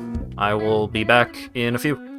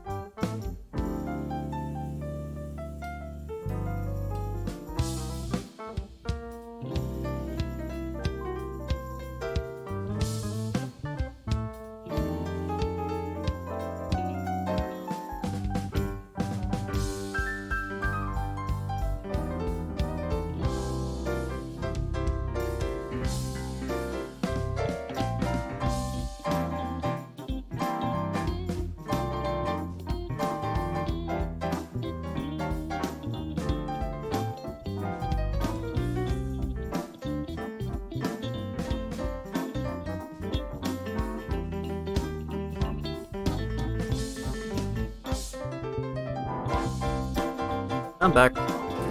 Where's the play 03 you coward option? No. That's gonna be its own stream.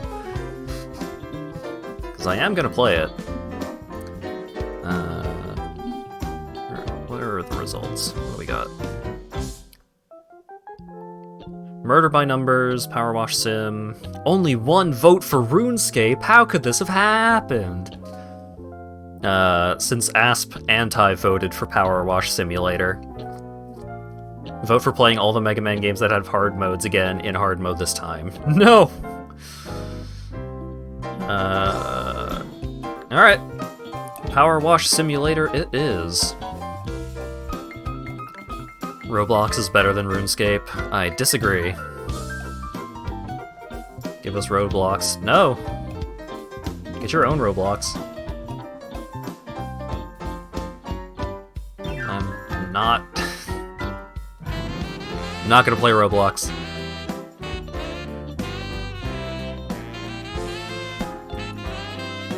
Even though it's free! Because I got the plug, I got the hookup on getting some RuneScape premium membership. And also, I've just been really enjoying playing RuneScape. It's been really fun for just like zoning out and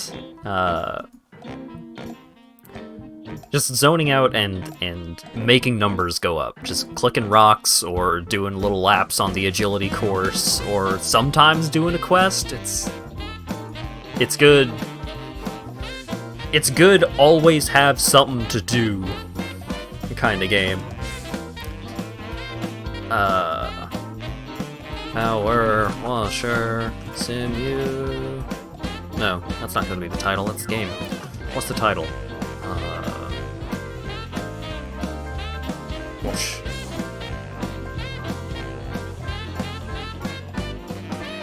PowerWash Simulator casual playthrough. Not 3D modeling. Update.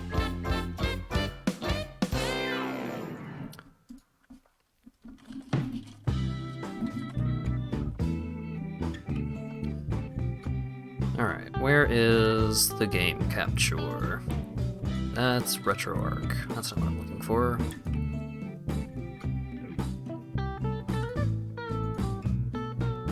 Ah. Kabam! Hey! And also, I can just leave the music going.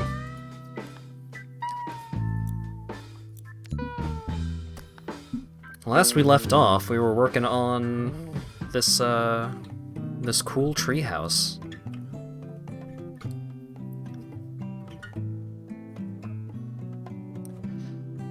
Alright. Let's see, what to talk about.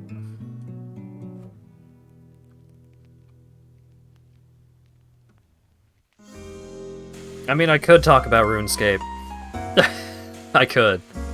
I have a feeling that, considering that nobody wanted to see it in action, I don't think they have too much interest in hearing what I have to say about the game itself. Just hit level 900? Damn. Yeah, I'm at like 650 right now, or something like that. Alright, chat, give me something to talk about. Should get Lago into RuneScape. I mean, go for it. Hit him up. I'm sure nothing could go bad. I am currently obligated to play RuneScape for at least another week and a half or so, because I got a friend to give me 2 weeks of membership, because he is uber rich and can afford to just buy game time. Already did?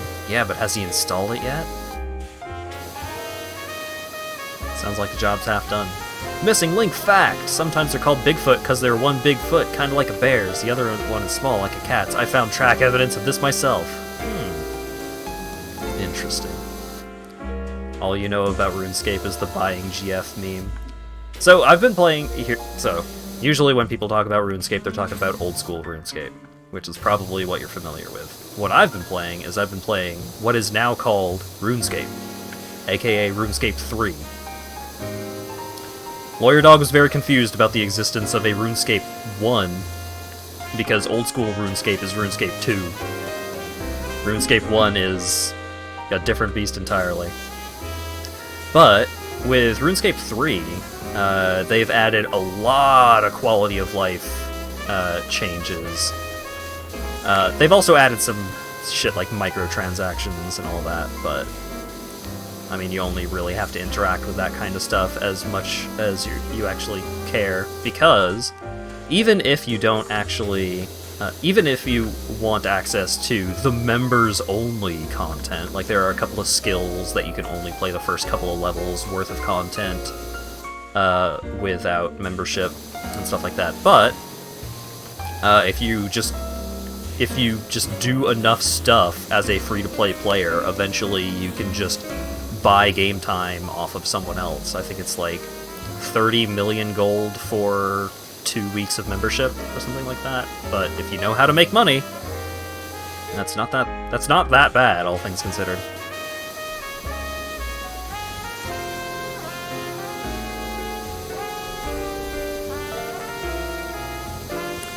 How does a treehouse get covered in moss? I mean, it's in the forest,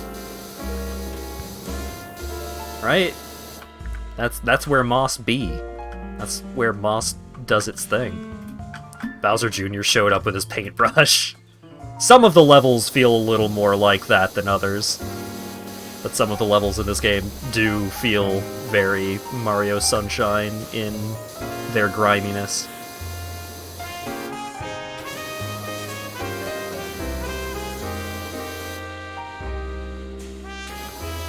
Attacked by forest spirits also seems viable.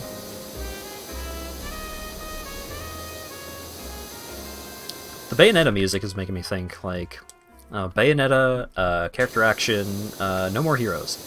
So I do need to get around to playing the No More Heroes side game.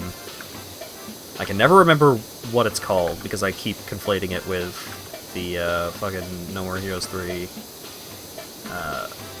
subtitle. But allegedly the side game is pretty weird and not great, but also has important story content. So it's on the to-do.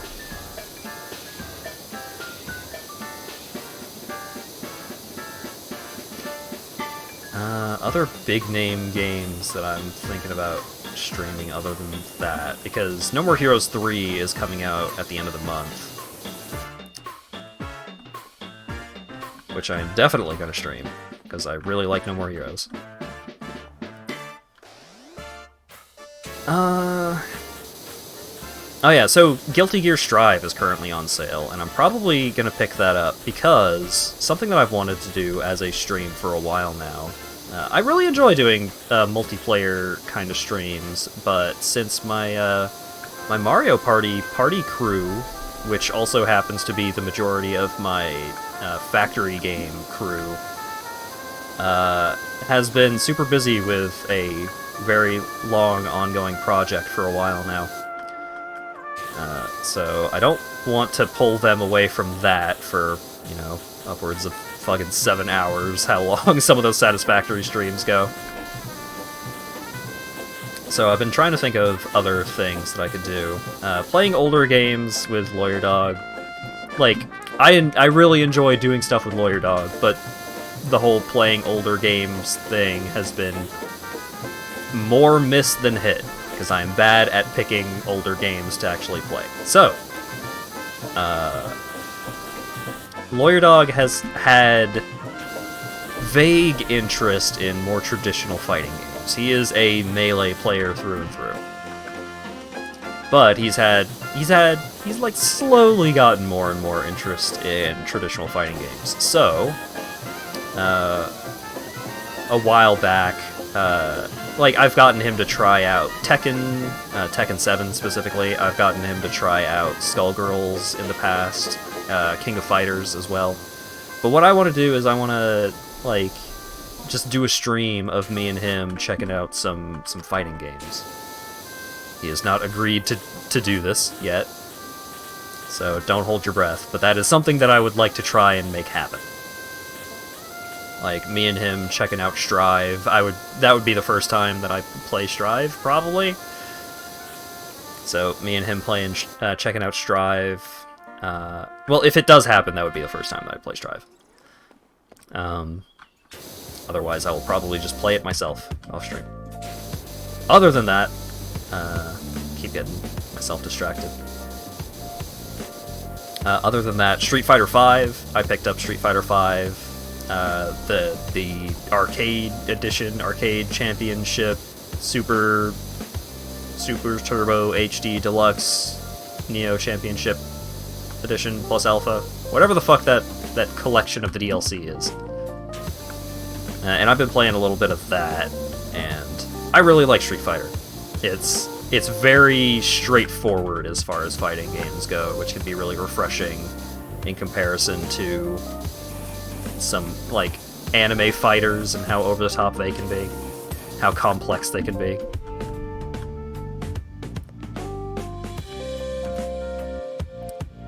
Strive is super fun. Who do you think would play? I mean, the goal would be playing it with Lawyer Dog on stream, because then we could use Parsec to play multiplayer, so that way he could play from his room, but we would still have almost no latency. Because some of these online games, their netcode is not stellar. Oh, you meant character-wise? Fucking, I don't know. If I like the game, I really want to try out Gold Lewis. Gold Lewis seems like... he seems like a big, beefy bruiser kind of character, which is usually not my kind of character. Usually I end up playing rushdowns. But, Gold Lewis just is such a cool character design. He's just, like, such a fun dude. How good are you at 360 motions? On my arcade stick, bad. On the controller, less bad, not great. He's big, beefy, has trouble getting in, but he does big boy damage. Yeah, because it's like, Potemkin is a grappler type, right? I've always been really bad at playing grapplers.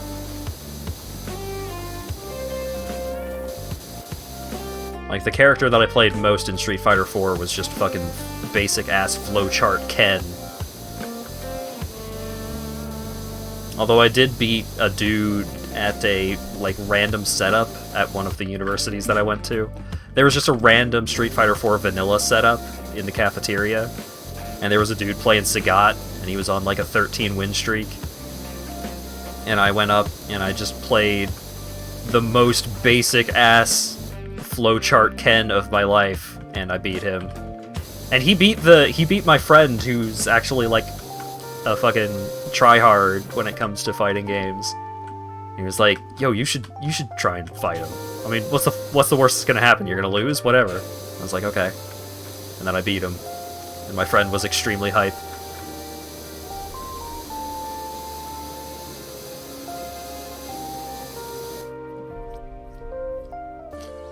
Gold Dick Lewison. Yep, that makes sense. Has mechanics involving stick rotations. Ah, jeez. If you like Rushdown, you'll probably enjoy Saul Bad Guy. I mean, I do really enjoy Saul Bad Guy as a character. He's... There's a lot of Guilty Gear characters that just have neat character designs. Like fucking Dolphin Girl.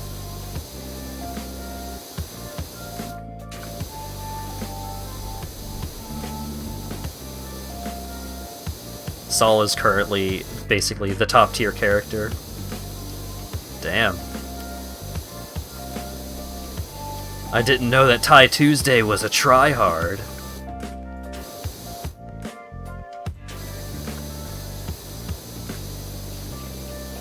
I get most of my fighting game content from Ty Tuesday these days, just because like, he's really good at fighting games, but also his enjoyment is so pure in a way. Like, he's so much of his enjoyment is just so straightforward. And just like, whoa, look at the dumb bullshit that I could do with this character, and stuff like that. Dolphin Girl, you mean Devil Incarnate. You love Mei and all the dolphin memes, but she's a nightmare to fight if you get a good Mei player. I mean, it's the same kind of thing as getting put up against a good, oh god, who was the projectile spam? The black and white girl in Skullgirls. Peacock?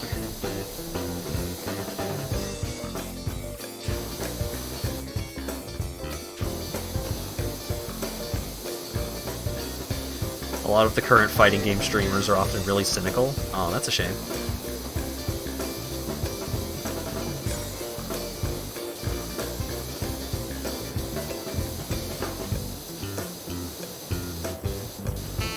I don't watch many streamers. Sometimes I'll catch one of Monotone Tim's off streams. I really enjoy their content and have enjoyed their content since fucking 2009, 2010. They've been around for a while.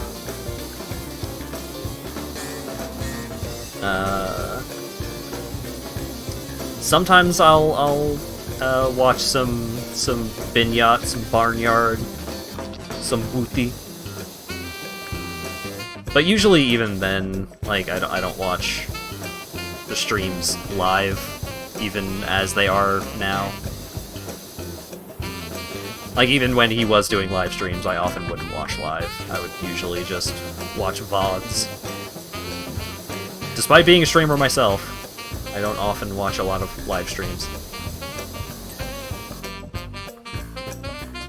Don't play Skullgirls, but you've seen some gifs of Beowulf trying to get in on her. It made you sad to watch as a grappler player. Yeah, Peacock is a hell of a character to try and fight against. I saw Sonic Fox, who used to be primarily a Skullgirls player, at MFF the last year that I went.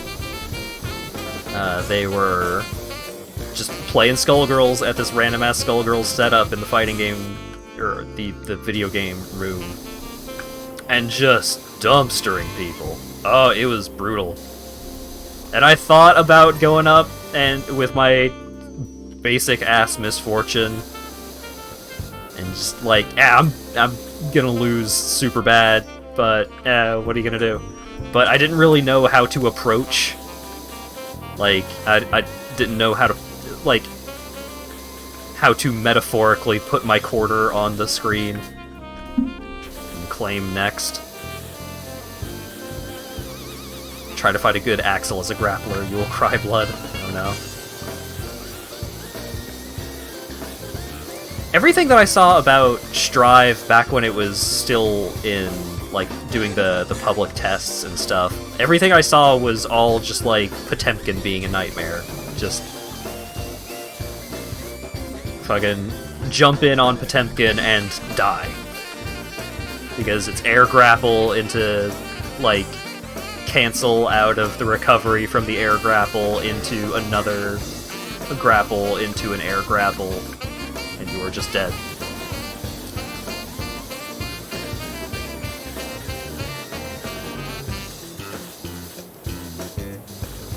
Jeez, Burke, when you put it that way.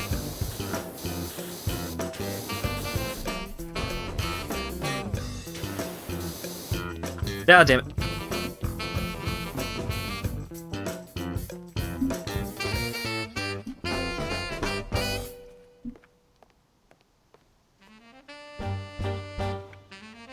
If Potemkin managed to do that to you, he read you like a book. Yeah, that is one of the problems with trying to play a grappler as a relatively inexperienced fighting game player, is so much of playing grapplers is just getting hard reads.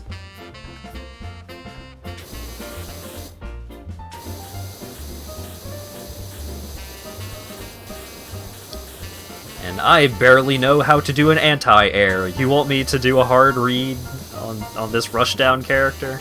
I don't think so.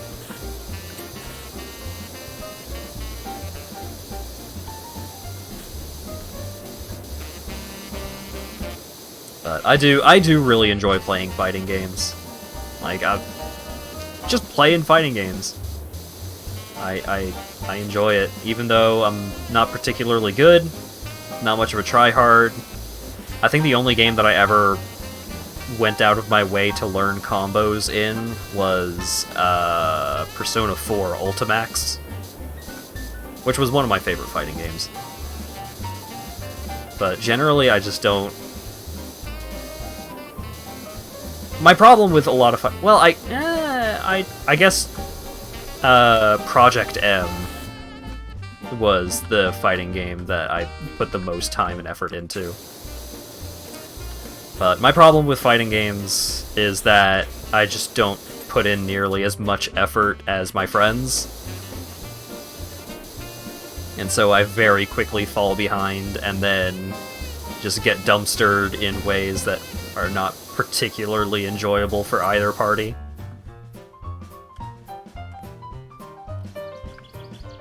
Hard read, just get the audiobook.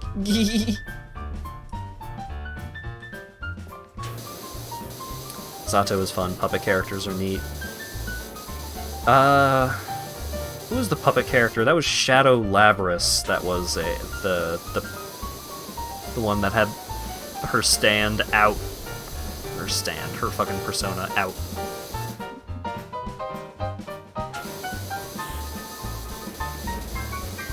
Shadow Labris was a weird character.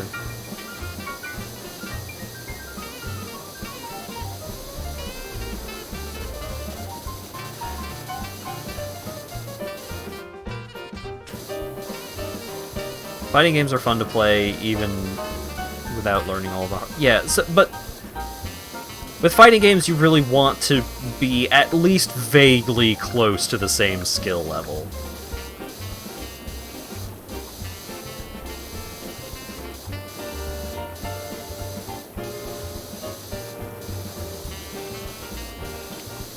Who was the character that did a DDR minigame for their Super in Persona?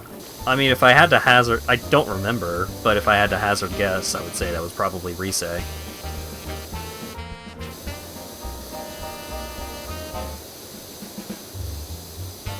Or maybe Shadow Rise? It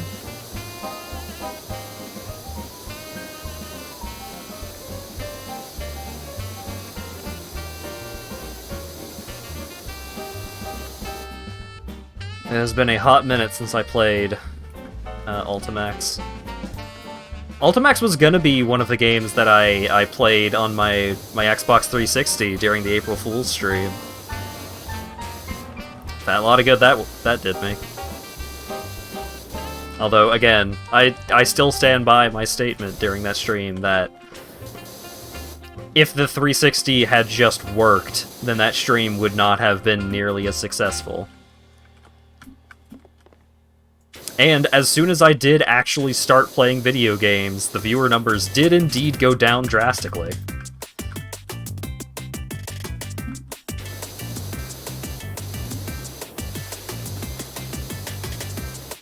Nobody was there for video games, and I don't blame them.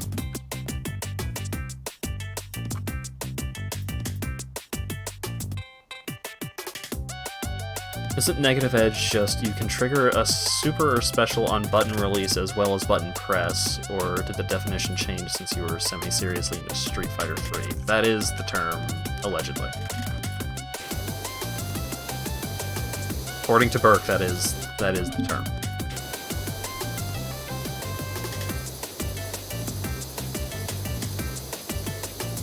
I am not super up on a lot of fighting game terms. Lawyer Dog has told me several times what an option select is, and I still don't remember.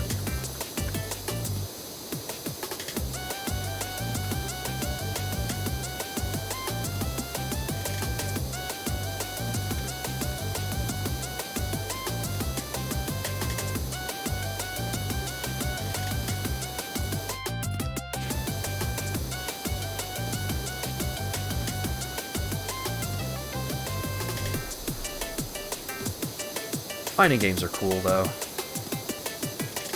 Fighting games are also one of the video games that I like watching other people play the most. I feel like that's not an uncommon sentiment. But I feel like, even more so than, like, first-person shooters, like high-level first-person shooter play, I feel like there is a greater difference between like high-level gameplay and my-level gameplay with fighting games more than any other kind of game. Fighting games are fun, but some days you're just gonna get fucking destroyed. Yeah, you gotta take your lumps.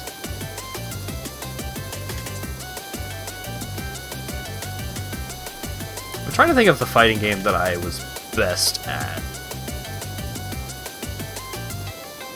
I think in my prime, I was probably best at Skullgirls. But even just the way that I played Skullgirls was suboptimal because I would go solo Misfortune, and you don't want to go solo in Skullgirls. That's just begging to get TOD'd.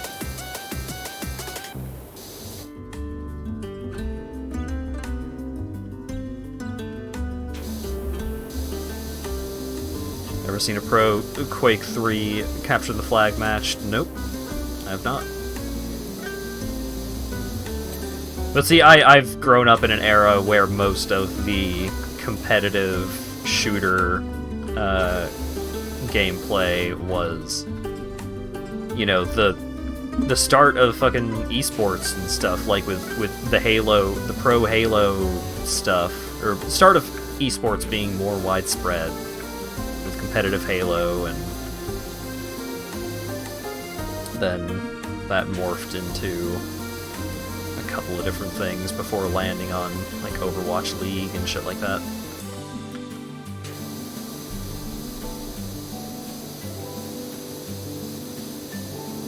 And you may say, oh, the start of esports, I mean, come on, StarCraft, but that's kind of a different thing. I'm talking about Western esports.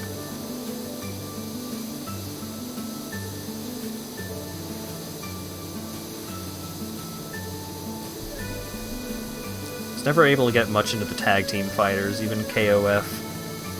That... Oh, you just didn't use assists enough. Yeah, that was also one of my problems.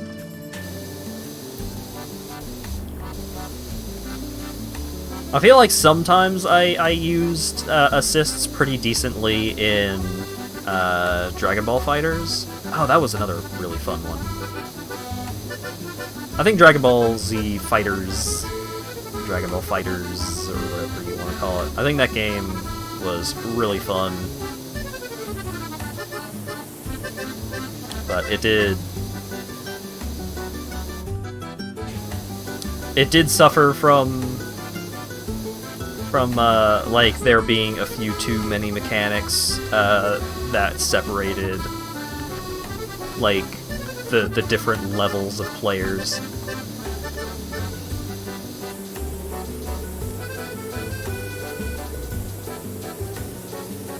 But it did have auto combos, and a lot of people have a lot of different opinions on auto combos, but I think auto combos are great. I really love the concept of auto combos. Especially when you've got games that have auto combos, but like the auto combos do less damage than if you did that same combo with the actual inputs. I think that kind of concept is really great. Because it's not just about like, oh, you can just button mash and you just do combos without any effort. Auto combos are really great, and like easy access modes and stuff like that. I really like that kind of stuff because it's also really helpful for, even for someone like myself. I know how to play fighting games. I'm not great at them, but I know how to play them. Even for someone like me, I really enjoy having that kind of mechanic because it shows me how the character behaves, in a way. Like, it's a really good example for, like, here's the kind of gameplay that you can expect from this character just by mashing the X button.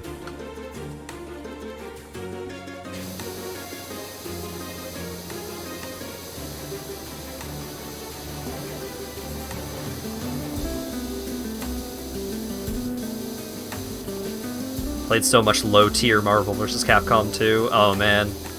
I did really enjoy playing Marvel, even though I did kind of bounce off that at some point, because the one friend that I had that I played Marvel with was so much better than me that it was not particularly fun for either of us. But my team... I think my team generally ended up being Wolverine, Felicia, and... who was the third for me in Marvel? I don't remember who my third was, but it was definitely Felicia and Wolverine.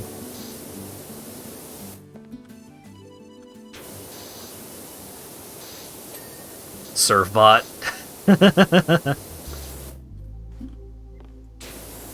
I think my third just depended on my mood. Because usually it ended up being, if I have to use my third, I have already lost.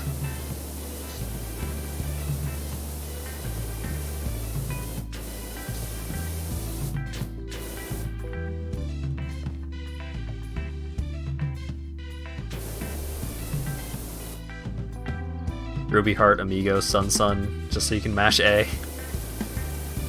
Oh yeah, Ruby was pretty good. I enjoyed playing Ruby.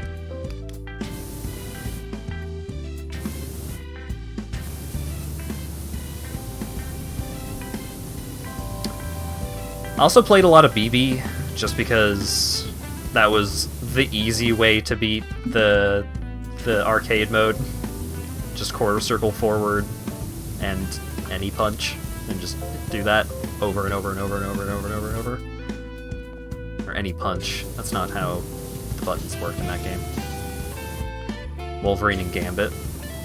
Gambit was pretty cool. I think Marvel is one of those games that, like, the fun is so drastically different for different levels of players.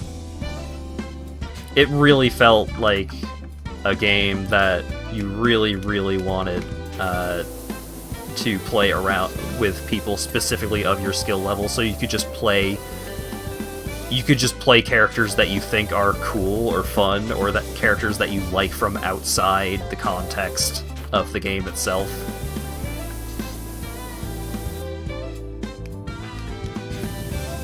Because I mean, that was the core concept behind the whole thing. Was like, hey, do you want to play as Roll and Servbot? Hey, do you want to fight fucking Captain... Do you want to fight Captain America as Ryu? Here you go. That was one thing that I really enjoyed in Ultimate Marvel vs. Capcom 3, was you got some really fun character matchups, just conceptually. Like having Phoenix Wright and Frank West in that game. Oh, I love that. Amaterasu? Yeah. A lot of really, really fun characters, just... Gameplay aside, because I didn't actually like playing as Phoenix Wright, but I fucking loved that Phoenix Wright was in the game.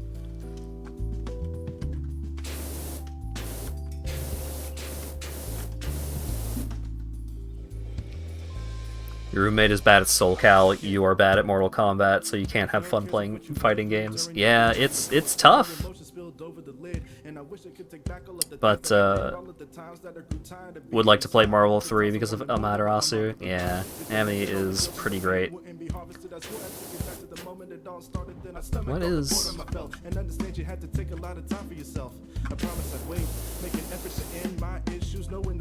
I've never been big on... I played Mortal Kombat when I was like a tiny baby, because it was just a game that I had on my Super Nintendo, but I've always really not jived with fatalities and stuff like that. I've never been a fan of gore. I've always been a weenie in that regard.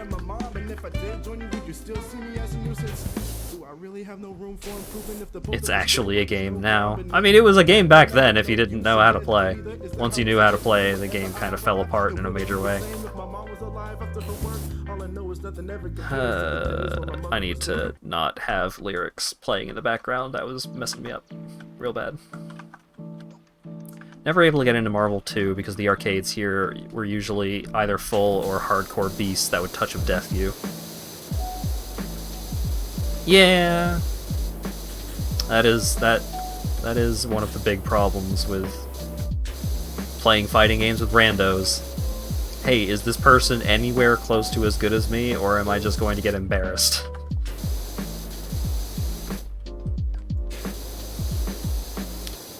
Like, at one convention that I went to, I think it was Ban Expo one year, there was a free play arcade where you could just walk in and play whatever games you want. You didn't need coins or anything.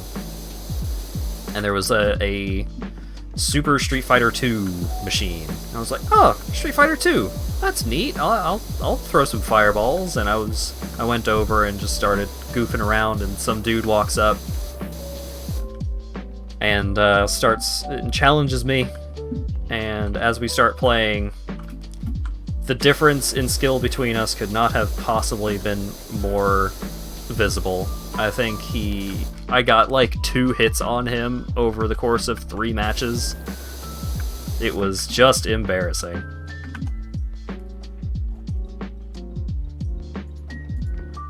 Cool to be the final boss at the arcade, yeah.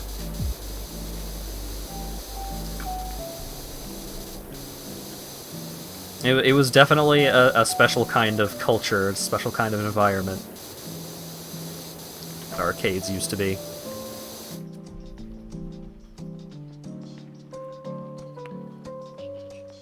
You had friends whose skill level was way higher than you, so you had to play unconventional characters that were hard to adapt to.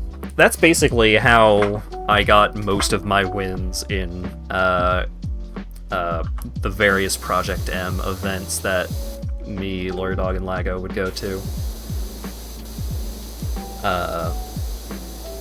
My main was Lucario, and Lucario in Project M played weird. Like, he didn't really play entirely the same as a lot of other Smash characters. Like, he had a magic series with his basic attacks, and a lot of his attacks would more explicitly combo into each other, rather than a lot of other Smash characters that are like,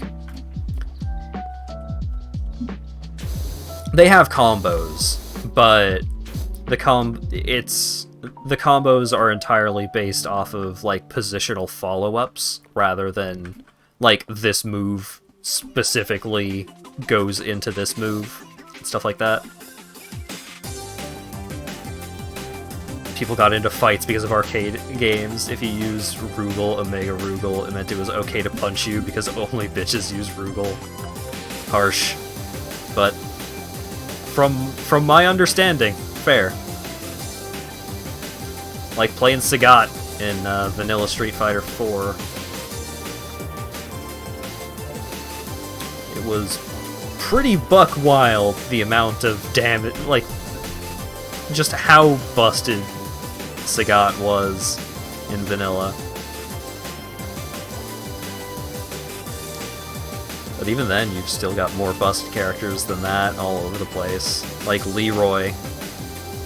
Leroy in Tekken 7, before he got the Nerf bat applied vigorously.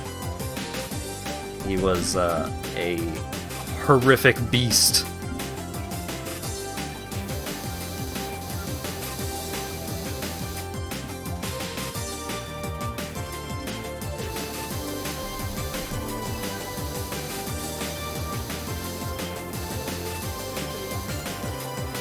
RuneSpan is great. You want to see what you make of the design decisions when we get to do a RuneScape stream.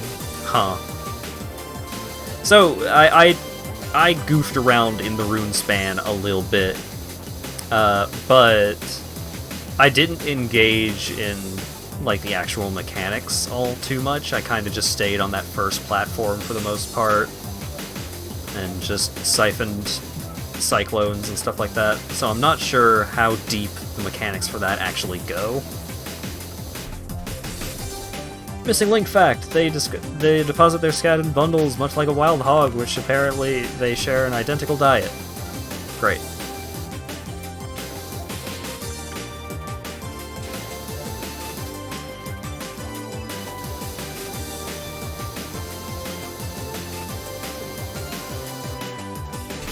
Yeah, Sagat was eventually patched out of Sagat tier. He was. But I don't think he was ever fixed in vanilla. I think any fixes to Sagat were specifically in just different versions of the game, or so like Super Sagat is where he is less completely broken. The only Tekken character you'll ever play is King and Bad Boy King. Iron King.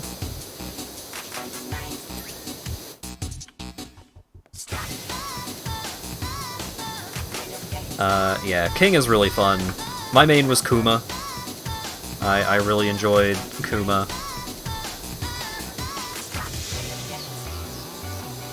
But I played Tekken 3 as a youngster, but I didn't really know how fighting games worked, just in general. I do remember liking Hwoarang when I was a youngin', and Hwoarang in 7 is pretty cool, but Kuma was my homeboy. I was actually winning, like, ranked online matches with Kuma.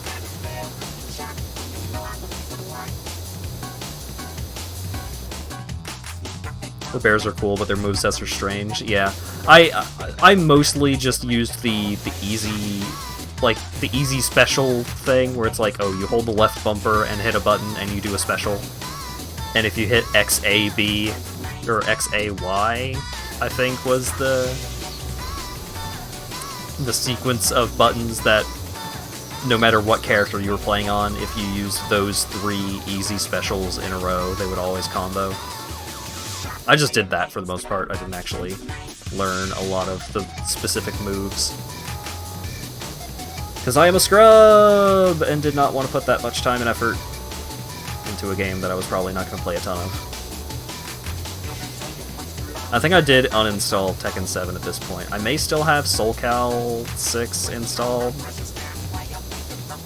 but Tekken 7 was like 80 gigabytes, so...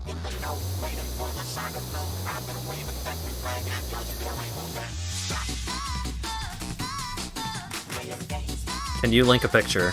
I don't know, can you? Is it not safe for work?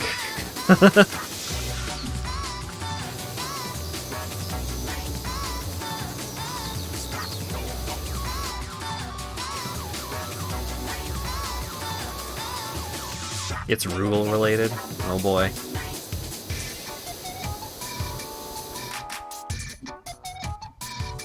Yeah, I mean, as long as it's safe for work, go for it. Probably.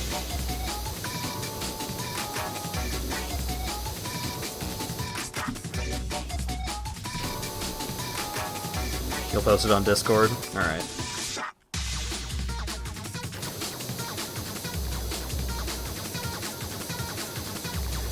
Random idea for one of the Super Monkey Ball characters in Smash Bros. Being able to tilt the stage but having no other attacks. I mean, that is an assist trophy. You just explained why characters get turned into assist trophies.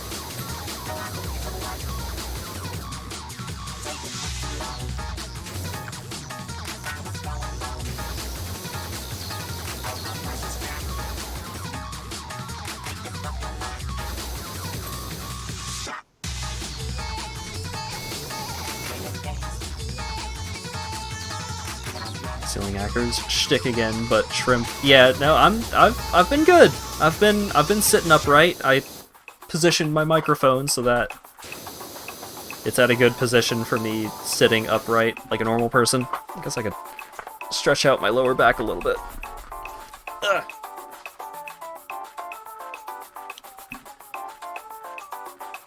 Do you have your tray table up? I have my tray table up. I have my seatbelt on. I have put away all large electronic devices.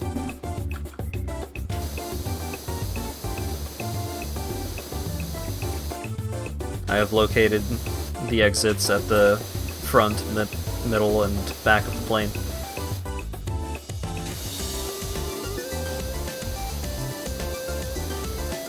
Oh, my seat back in the full upright position. Damn, I knew I was forgetting something. I used to fly so often, you'd think that I would have remembered. And by so often, I mean once every couple of months, but, you know, the whole process kind of sticks with you.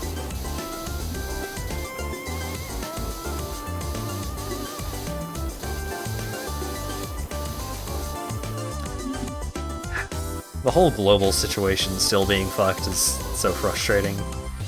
Because my mom is just like... My mom wants me to visit. She wants to see me. I mean, I've never lived, like, away before. And I mean, I've been living here for almost two years, right? It was something like November 2019 that I moved up here. And she wants to see me, but God, I do not want to be where people are these days. People have proven they can't be trusted.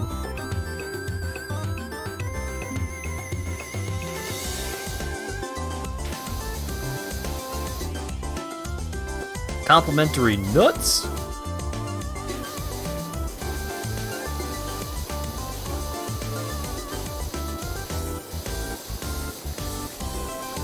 People, basically the worst. Yeah.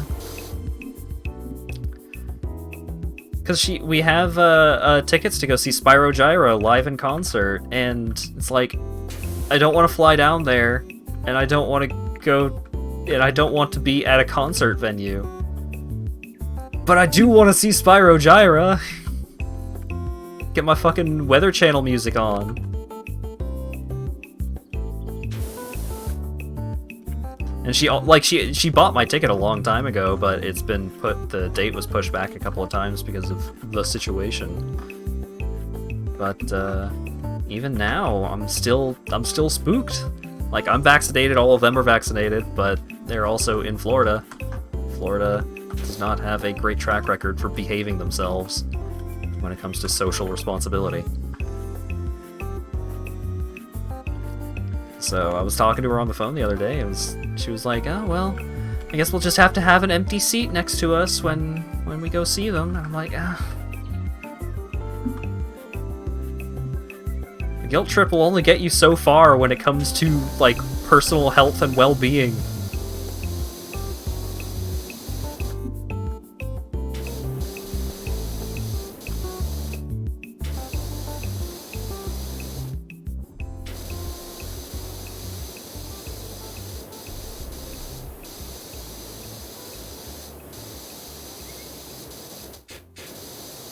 It does suck, though, because at some point, another thing that I want to do once things calm down, I want to, regulars of the stream may be aware that, we did not play all of the Mario Party games. We did not party out throughout all of the available parties. So what I want to do is I want to get the party people here so that we can enjoy the Wii Mario parties, which are bad. But having a party in person, I really want to do that. But God knows when I'm actually going to be able to do that without having to worry about safety and logistics and all that shit. Mario Party DS, only need one copy. That is true. It is crazy to me that they really did make mobile Mario Party games. I mean, Super Mario Party on the Switch, that's a different beast, but concept of a Mario Party game on the Game Boy Advance always struck me as strange.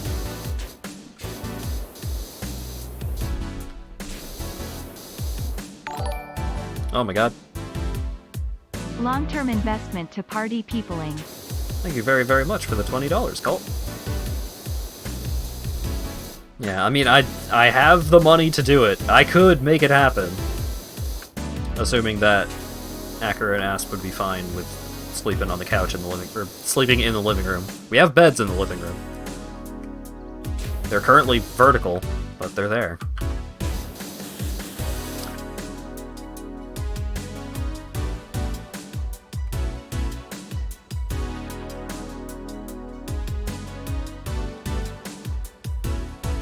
But I just don't want to...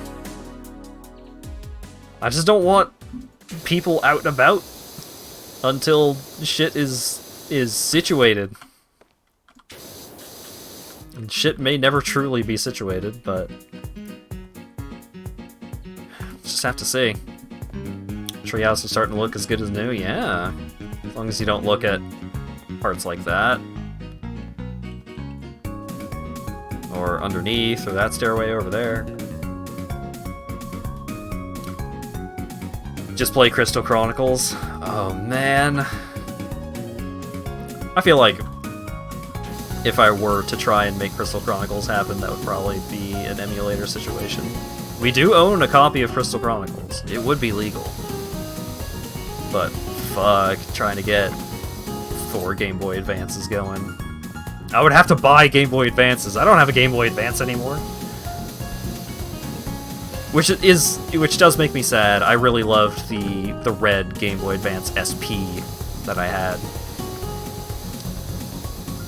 But I had to sell it in order to replace my DS when it got lost.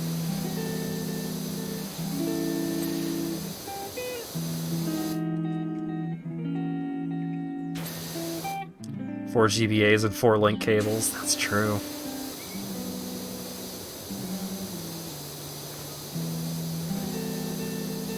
Oh right, there was also the fucking Giga Cube setup where instead of a Game Boy Advance, each Game Boy Advance is a GameCube with the Game Boy Advance adapter. And so everyone has their own TV. That did seem like a really fun thing to do, but I don't think the setup would be worth it.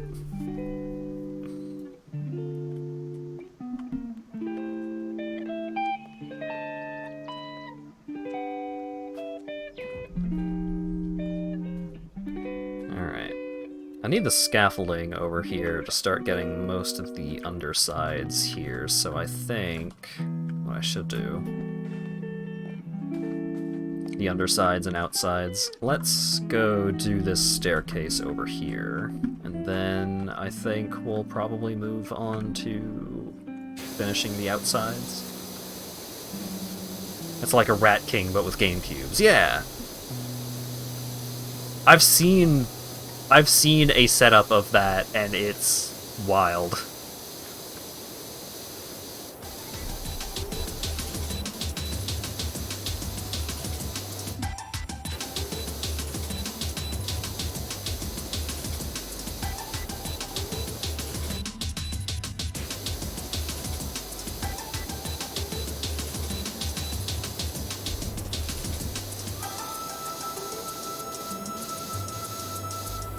Technology really is crazy.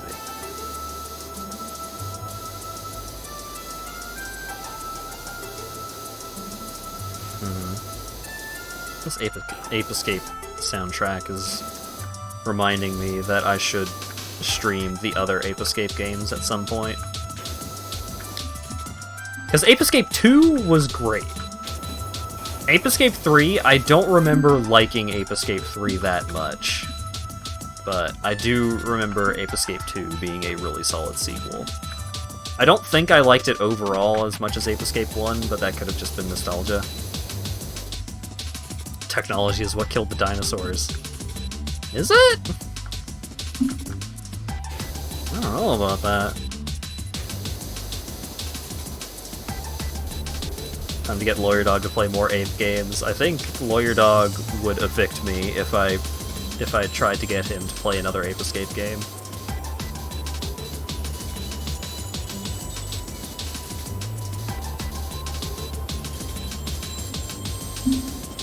Techno is what killed the dinosaurs.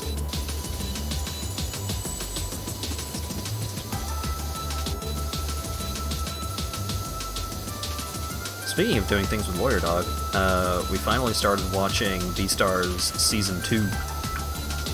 And overall verdict, confused as to why that one character got so much time. Like, they got extra time despite what happens with that character. Which is nothing. But there were some complaints about how a different character was handled, and like setup, the foreshadowing and all that.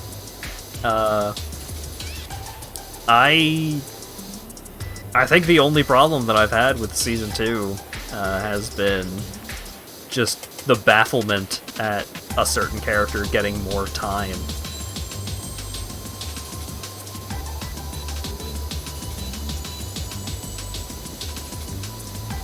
You could have done something else. There are so many things you could have done instead of give that character more screen time. Like, unless they are planning on making major changes, such that that character gets more time later on. I don't know if they are.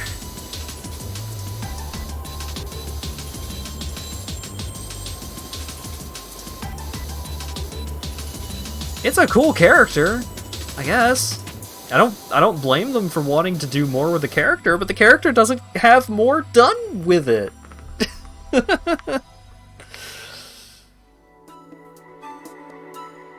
Are we discussing the Grape Child? No, I'm not caught up on My Hero. Just confusion about a character in Beastars getting more attention in the anime compared to the manga.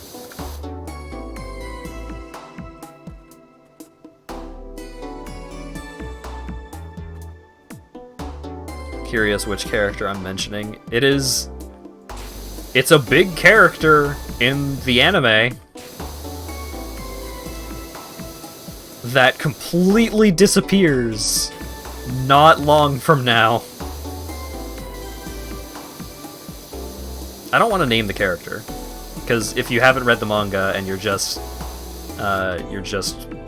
watching the anime, then the reveal of that character is pretty neat.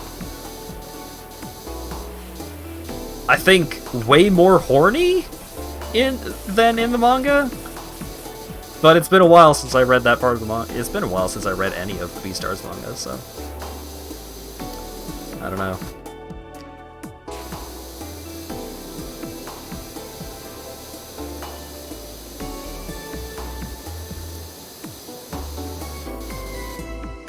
Doomsby, stop naming characters.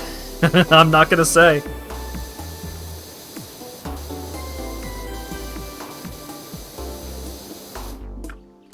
Yeah, it was crazy how they put more Kocha in the anime compared to the manga. Really caught me by surprise.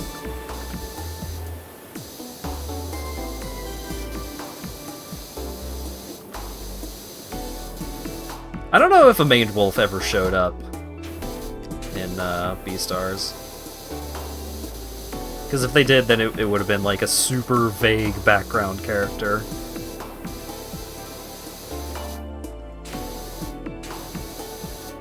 Hope it does well. You want Season 3, because that gets to one of your favorite scenes of the manga. Yeah. I think overall Beastars gets a lot better after where Season 2 ends.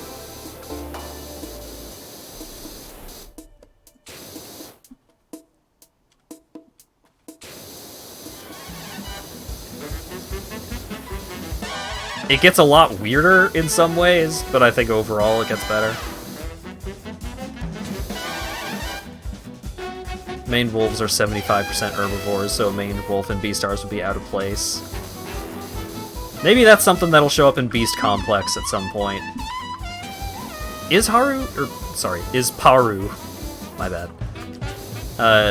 Is she still doing Beast Complex, or is Beast Complex also done with? I don't give a fuck about Adobe updates.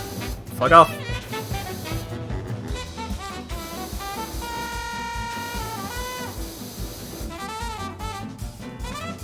Is the intro theme for Season 2 still a banger? It's not as much of a banger as Wild Side, but it is pretty good. Haru is not good at biology for someone who writes about animal people.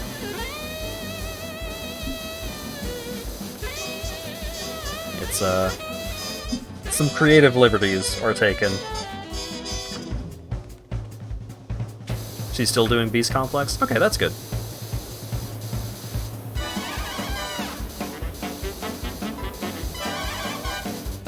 Season 2 opener is all recycled animation from Season 1. Oh, is it? I thought the opening was pretty cool visually, but just overall, just not as good as Wild Side.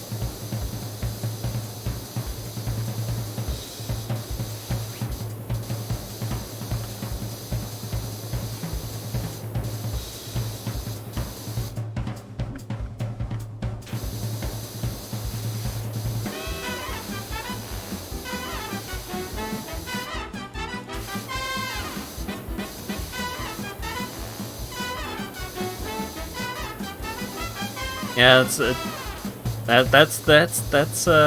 always a difficulty when you've got series with more than one season. How high has the bar been set?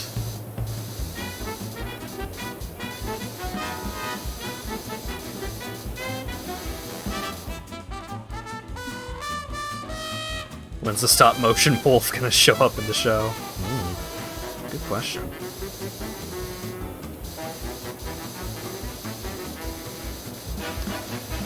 Best JoJo opening.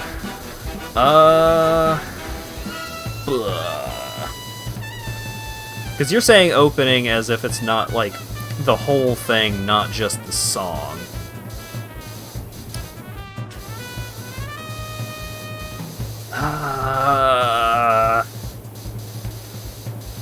It's a tie. It's a tie between, like, the final opening of Part 3 and the final opening of Part 4.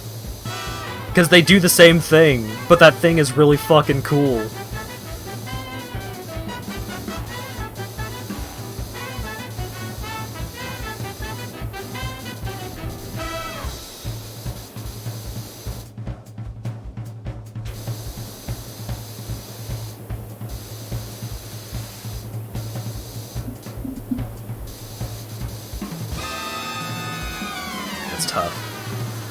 I am still kind of amazed that they used a Pat Metheny song for one of the outros, because you would expect JoJo to lean more into rock, prog rock, and stuff like that.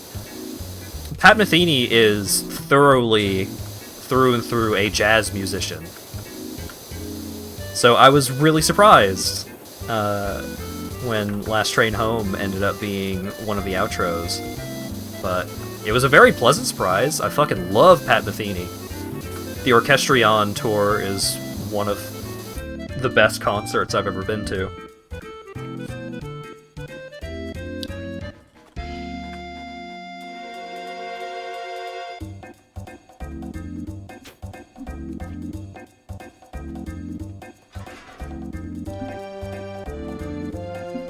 All-Star to be the outro of Part 6?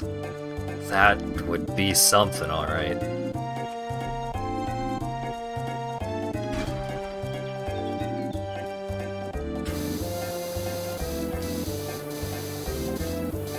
Because it does play...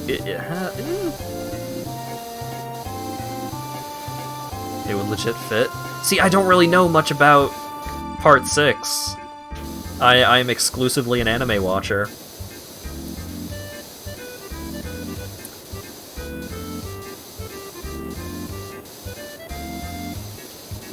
When it comes to One Piece openings, though, we are, obviously, classic. But... Oh god, what was the name of it? The opening for Wano Act 1. I think that's the one I'm thinking of.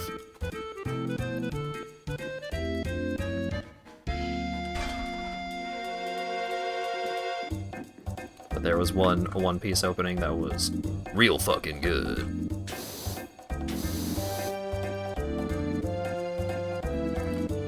You don't watch the anime much? Yeah. I have been converted to a manga boy, just so I can remain actually caught up. And it's tough. It's real tough going from the anime to the manga, especially when the last episode that I watched at Acker's suggestion was 982, which is one of the absolute coolest looking episodes of the entire series. So to go from that, and how fucking beautiful that entire episode was, going from that to the manga, and just not being... I hadn't really looked at much of the manga at all, so going from the show to the manga was, like, doubly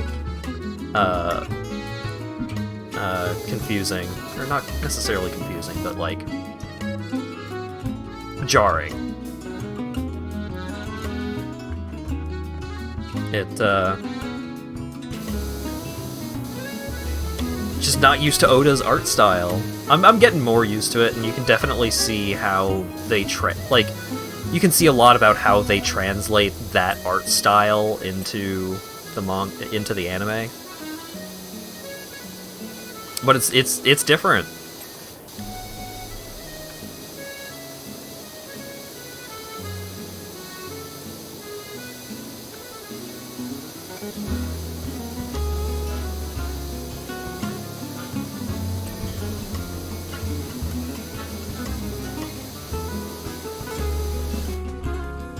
Ugh, wrist getting a little sore.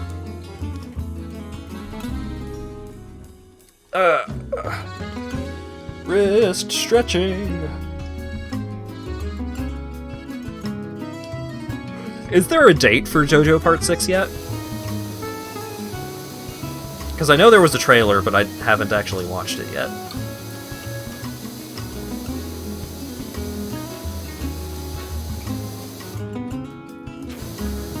It's really different. You can tell how Luffy looks different in the anime season to season because different art directors. Yeah.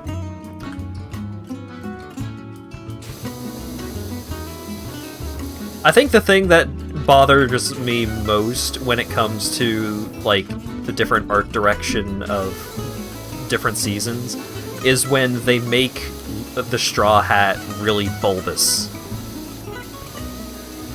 Like, when the top of the hat is just, like, fucking huge. It always bothers me.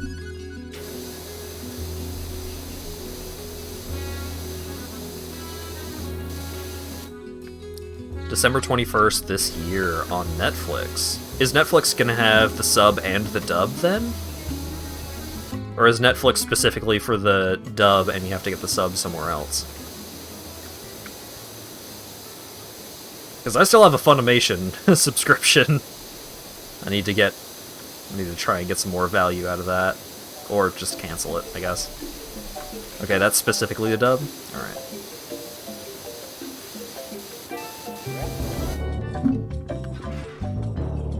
I need to at least, like, get some fucking merch or something.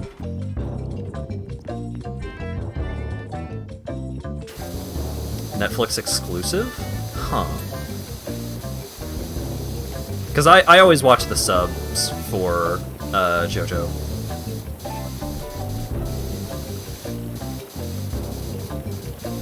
I didn't really like a lot of the voices for the dub.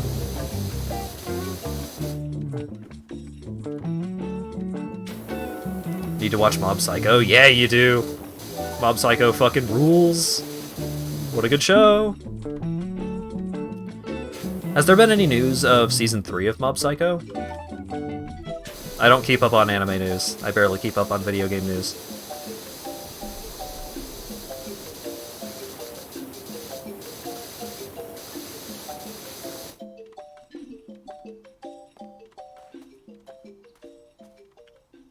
That's a show with some good opening themes.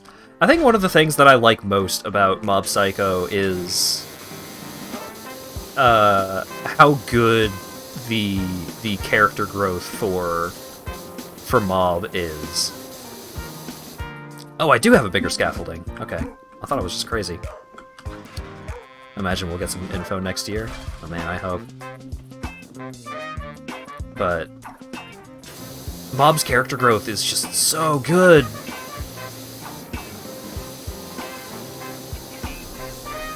And I think that's one thing that I've been really enjoying about, like... So I know The Thing is not the, the midway point. But it's like the major turning point for the series. I think that after that specific point, I think Luffy started getting a lot of really, really great character building moments beyond just, like, proving his determination, which, yeah, we get it.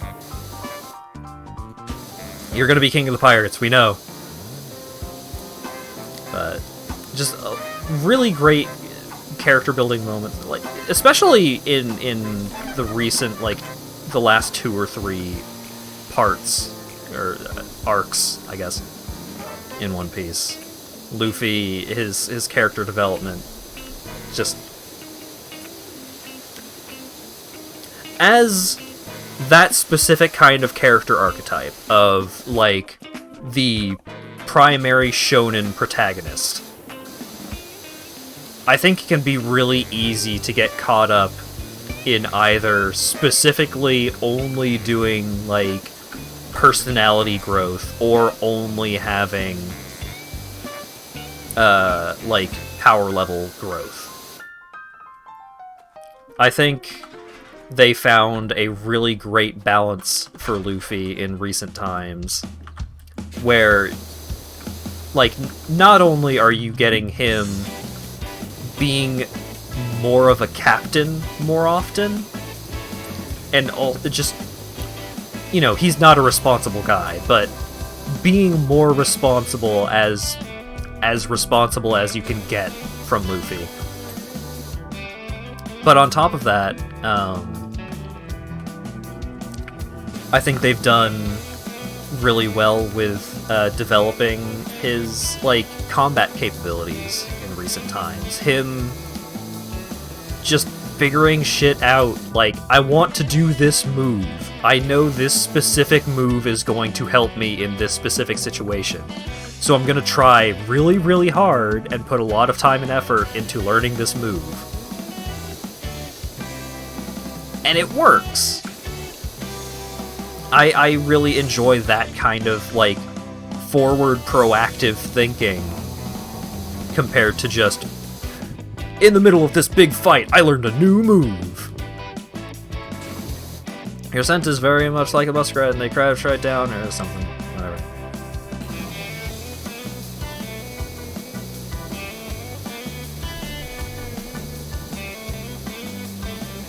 It's one of the reasons why I think Deku is a really great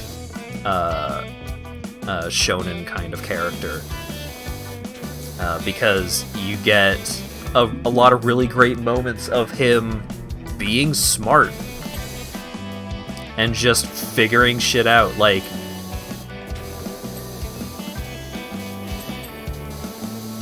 and this works to Bakugo's favor too, in terms of, like, making him a more compelling kind of character rather than just angry rival man. But I think My Hero has some really great moments of tactical combat, tactical use of character capabilities.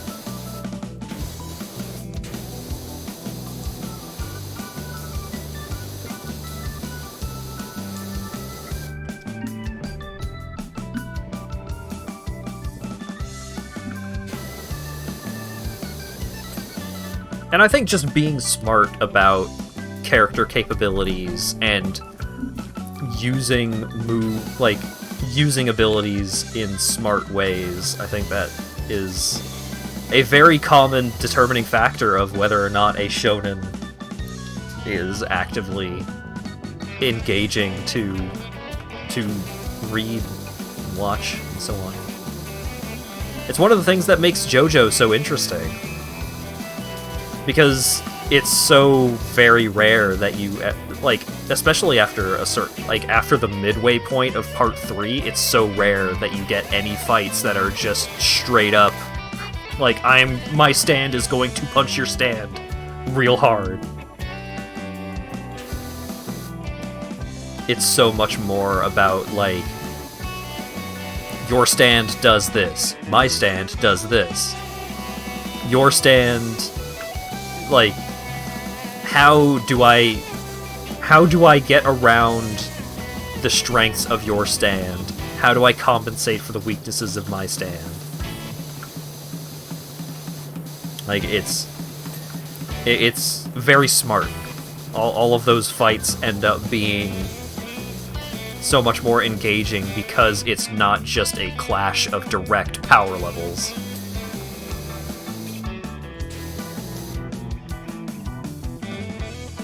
That's why the first Darby fight is one of your favorite fights of the anime. Yeah!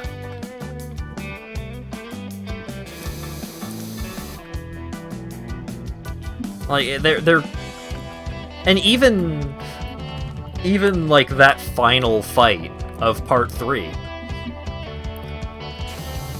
there's not a ton of direct clashes between those two. There's so many of the moments that are, like, super tense are when one of them lands a hit. Because they're both so fucking strong that the entire fight is just, like, creating openings, looking for weaknesses. Like, mind games.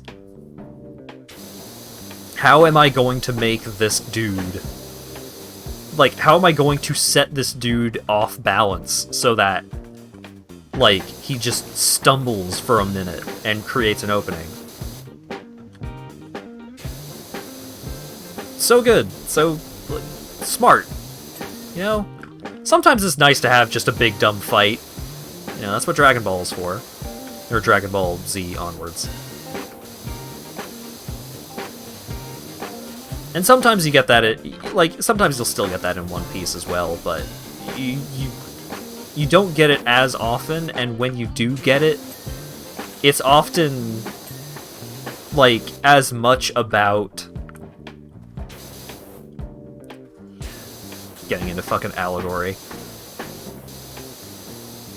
With a lot of shonen storylines, so much of the, like, direct clashes of strength are not about who is actually stronger. It's about, like, you know, they even bring it up in a lot of that kind of thing. The strength of their convictions. Good versus evil. But what if two good characters are having a rival fight? Well, then it's, like, who is more determined, who is willing to put it all on the line, who is willing, like, who is the least willing to concede this fight.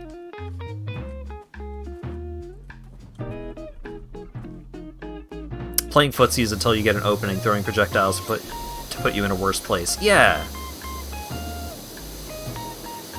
Battle between human beings. It's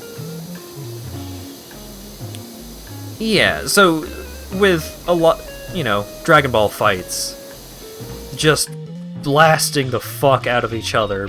Big haymakers, just big-ass hits, constant, like, massive amounts of damage, but they're still going, and it just goes on and on and on, and so it's really not about who's stronger, it's about who's willing to get back up, and so on and so forth.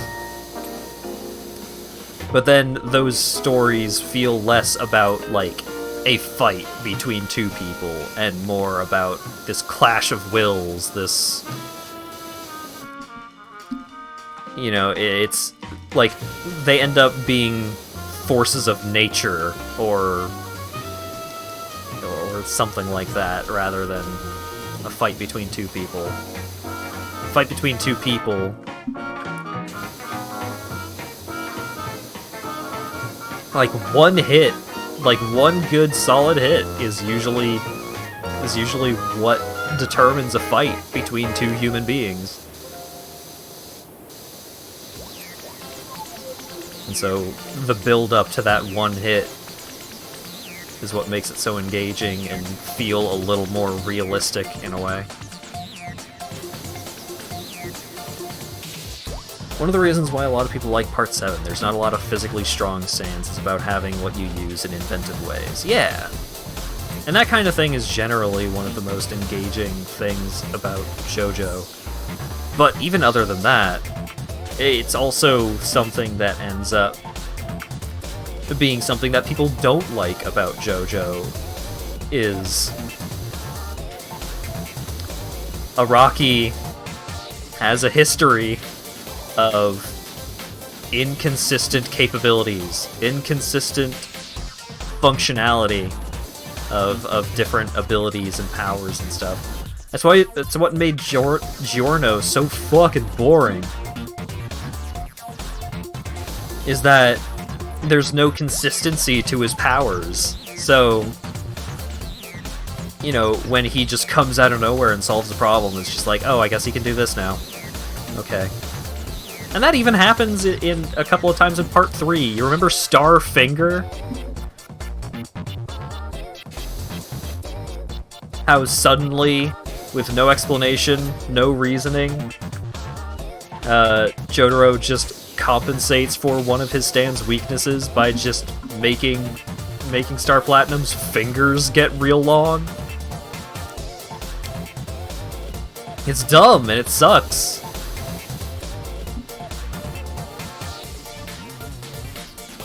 It's just like, oh, well, I have solved this problem now, out of nowhere, with no explanation, with no build-up.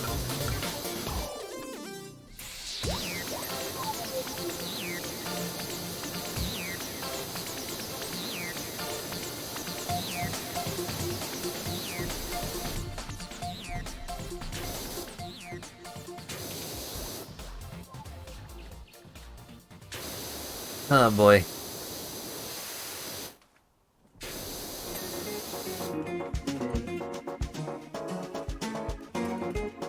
I do love me some JoJo.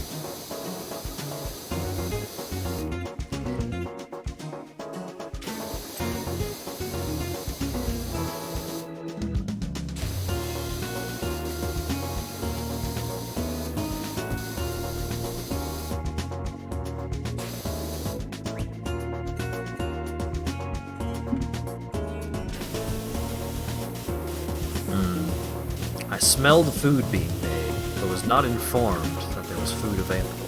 So I have a feeling that I'm gonna have to scavenge for myself tonight.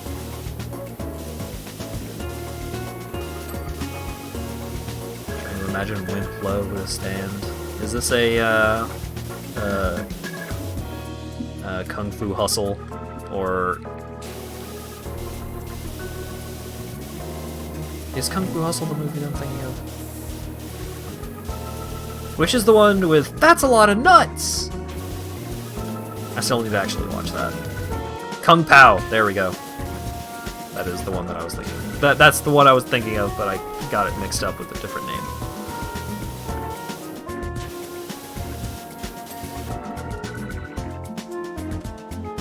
Allegedly, that is on YouTube with ads, but even when I disable my ad blocker, I cannot get any movie with the free on YouTube with ads. I can never get those to work.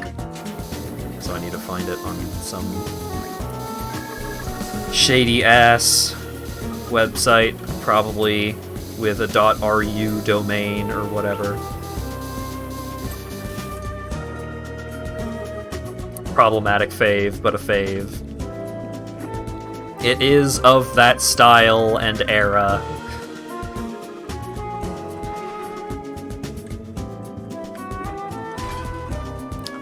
But it's one of those things where it's like I know it's got some bad stuff in it, but I do want to watch it for the purpose of you know, just getting the references, if nothing else. You bought it on Bad Warehouse site. Oh yeah.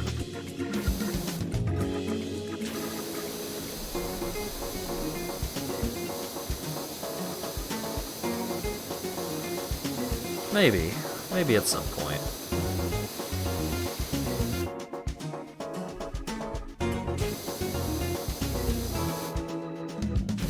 The fuck? Hang on, dogs are going nuts. Be right back.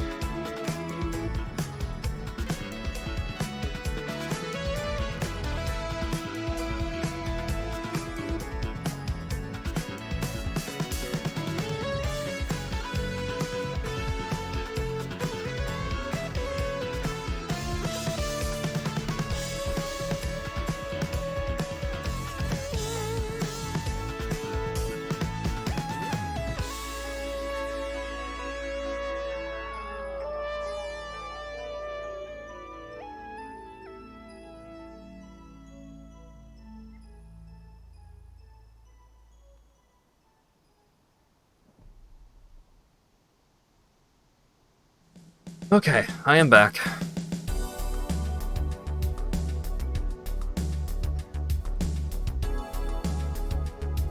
Have you ever seen the JoJo fighting games? I did. Those old JoJo fighting games are real neat.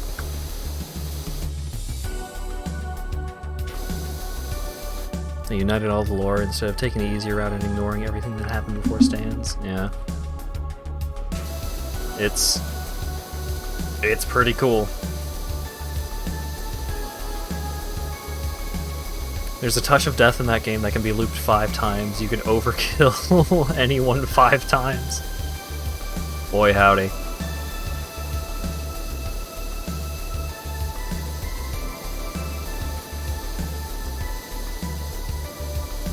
Dio can still use the eye lasers. Boy howdy.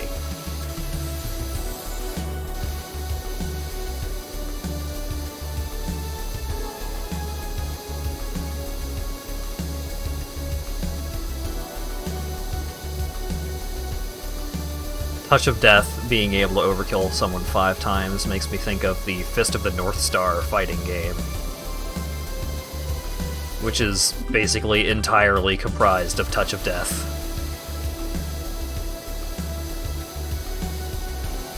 I don't think I've ever seen anyone survive a hit confirm in the Fist of the North Star fighting game.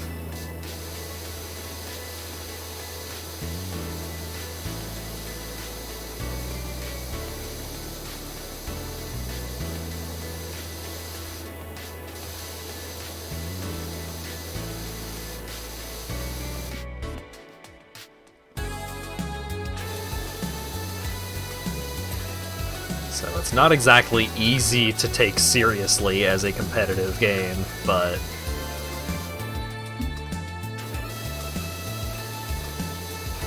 like that one character has a "fuck you, you didn't win" attack where they kill themselves to not let the opponent get the satisfaction.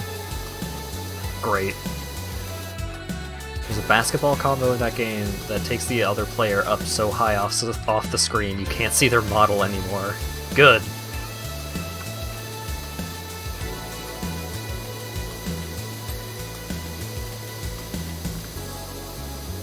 What a game. A beautiful game. Some people call it ball chess.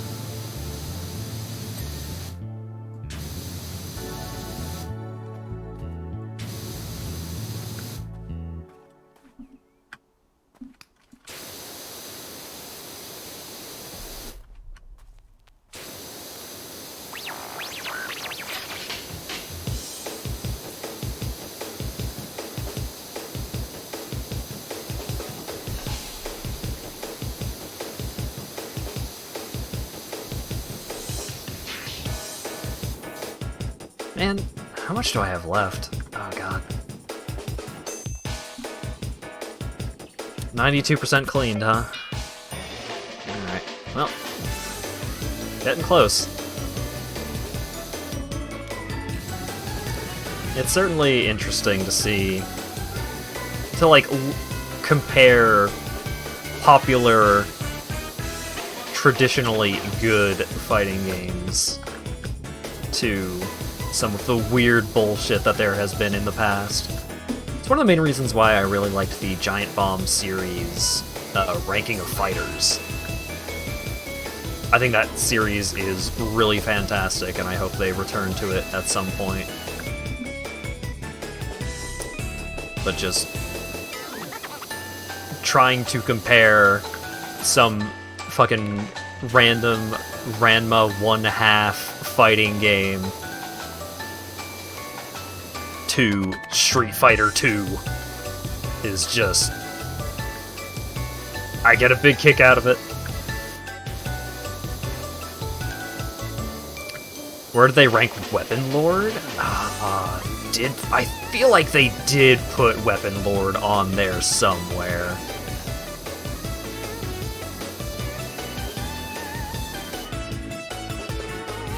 The 360 JoJo fighter was made to be more accurate and not a balanced fighter, and it shows. Oh boy.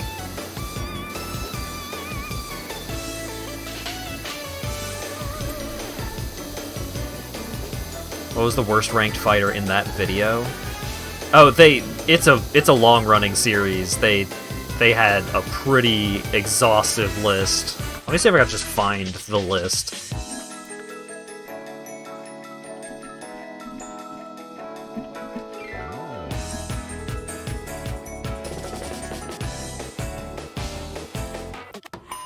Ranking of Fighters by Giant Bomb.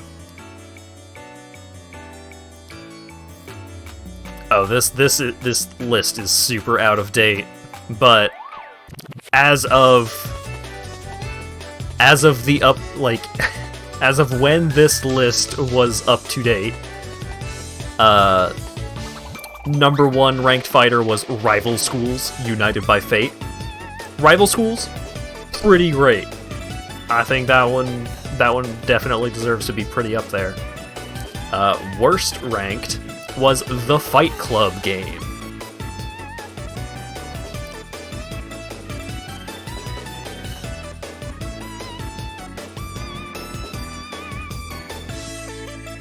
Oh hey, this list is way more up to date. Alright. In this list, Rival Schools is still number 1. Rival Schools still the highest ranked fighting game over number 2 Asuka 120% Burning Fest Special, Street Fighter Alpha, Marvel Superheroes, and Blood Warrior. Street Fighter Cross Tekken down there at 12. Right above that is Teenage Mutant Ninja Turtles Tournament Fighters, and above that is Samurai Showdown. Where's Melty Blood? I don't think they did Multi Blood. Street Fighter 2 The World Warrior down there at 15. Tekken 1, 21. Guilty Gear, 22. Most of the King of Fighters are all stacked on top of each other here in the mid-30s.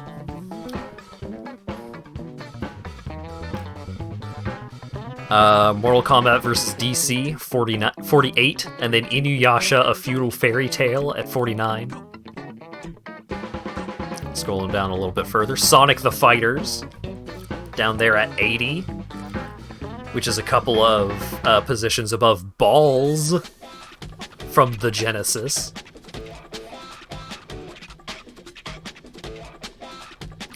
And currently, worst ranked fighting game of all time, according to Giant Bomb's ranking of fighters, is Clay Fighter 63 and a third Sculptor's Cut, ranked at 92.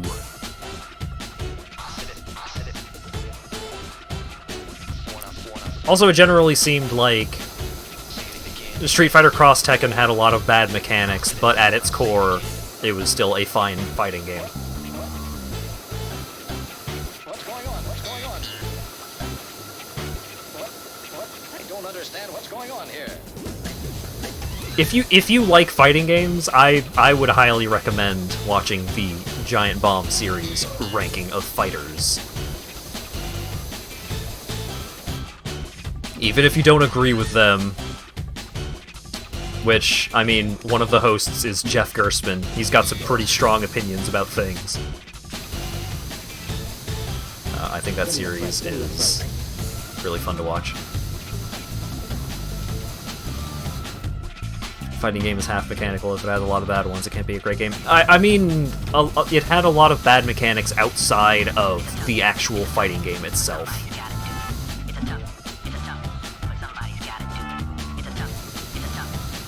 Like, I recall it had some weird-ass loot box mechanic for some of the single-player stuff. The gem system, yeah. That was one of the things that they talked about, like, being one of the worst aspects of the game. But that aside, just playing it as a regular fighting game. Give me a break, give me a break.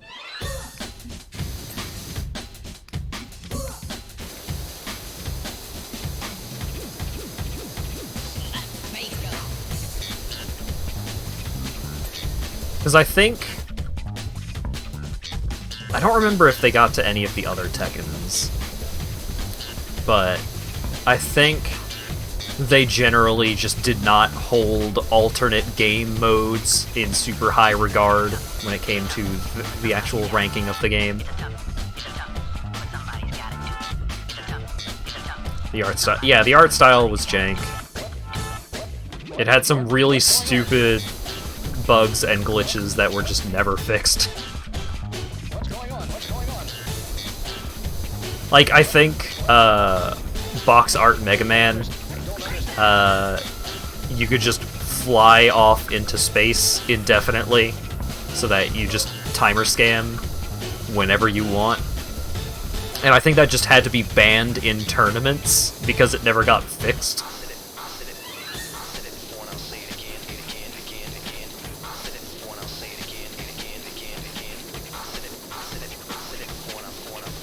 So okay, if you link the bounce combo thing from KOF in the Discord, yeah, go for it. Alright, I did see the Rugal thing that Burke linked earlier. I might put that up on the screen at some point. You could do that in Street Fighter 2 Rainbow Edition. Was Rainbow Edition a actual release? I don't remember. What's going on here?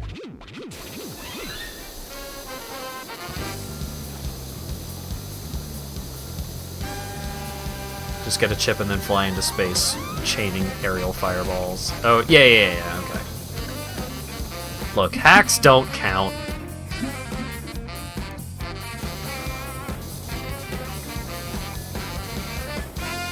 But Rainbow Edition is pretty buck wild if you are interested in some dumb fighting game bullshit.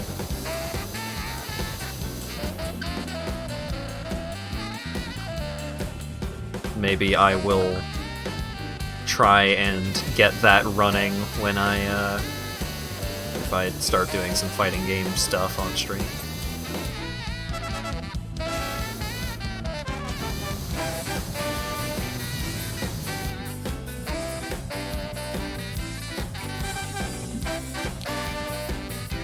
Oh man. 97% clean, baby. We're getting there.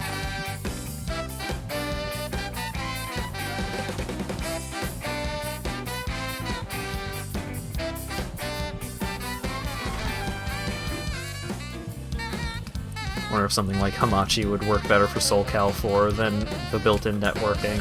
Maybe. God, Hamachi, huh? Steam Remote Play? Yeah, maybe. Yeah, Parsec is usually the way to go when it comes to playing that kind of game remotely.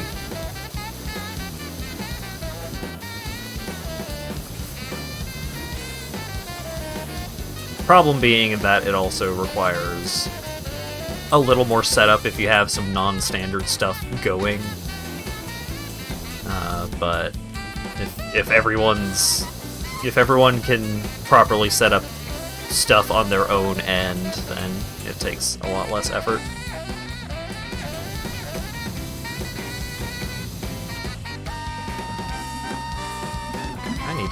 This thing needs to be closer.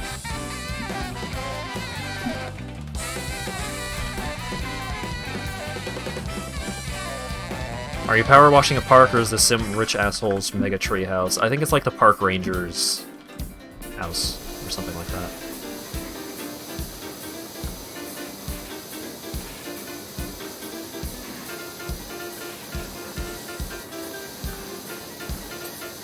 I think it is some eccentric weirdo's house. Because as we've been cleaning this, we've been getting all kinds of stories about Bigfoot.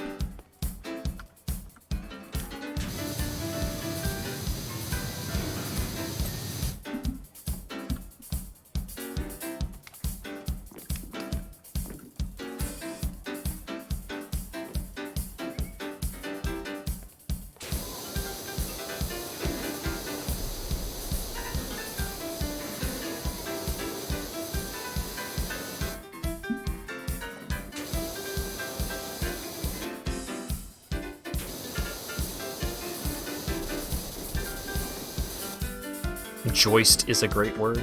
What? What did I miss? Oh, was it capture? doing its thing. Oh, I have 2 tall scaffoldings. Why do I have 2 tall scaffoldings? Thing I just cleaned is a joist. Oh, upper deck rim joist. I see. That is a pretty good word.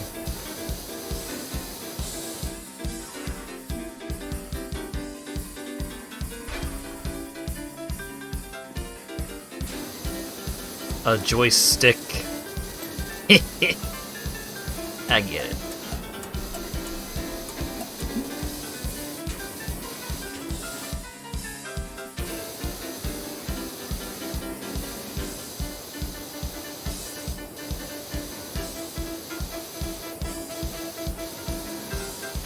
Brings great joys to say.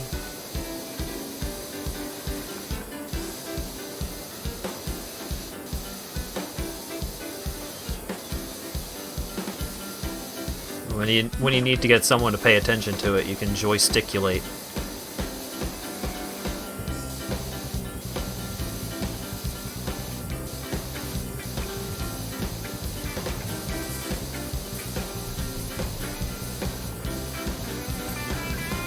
Gesticulate has always been... Well, not always. It has been a favorite word of mine ever since I figured out what it meant. It was during English class in high school. It was like a quiz or something. It's like, when this passage describes a man as gesticulating, what did that mean?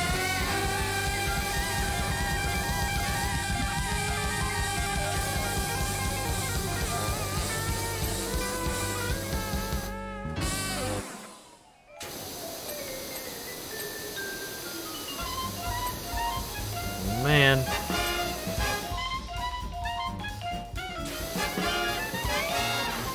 %.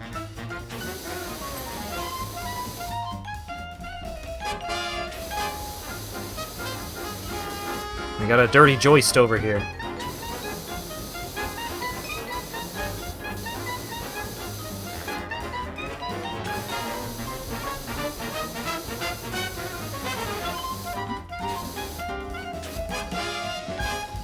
Oh.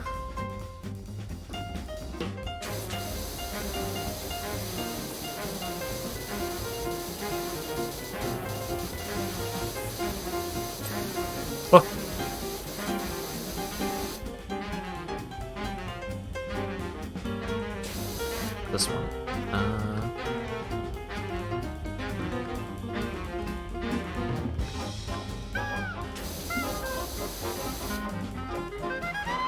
Bring this over here.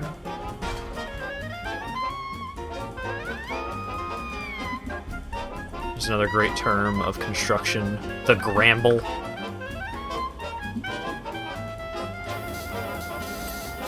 Oh, not quite done, but we're getting there. Oh, we got more doity joists.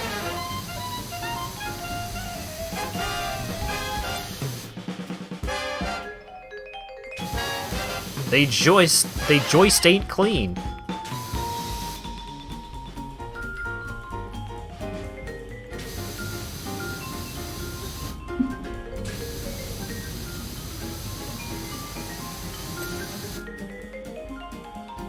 Oh.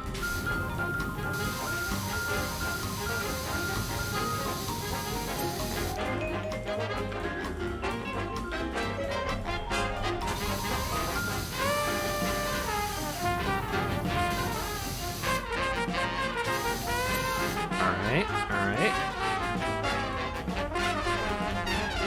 Look at all these joists.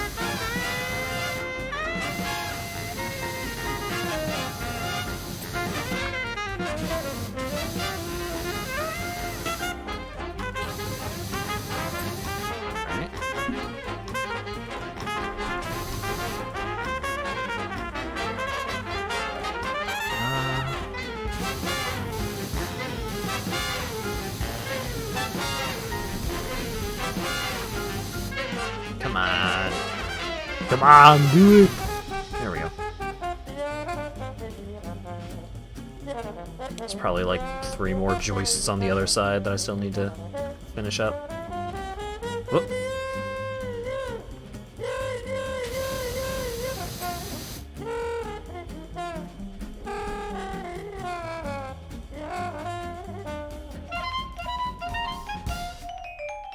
Handrail, eh?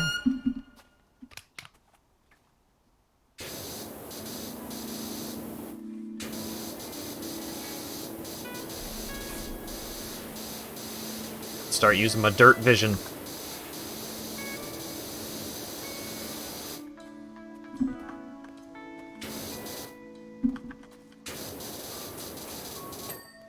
Aha! Once we're down to like 3 things that are not entirely clean, then they'll show up on like a little to-do list on the side. Barbecue side table. Oh, right. You.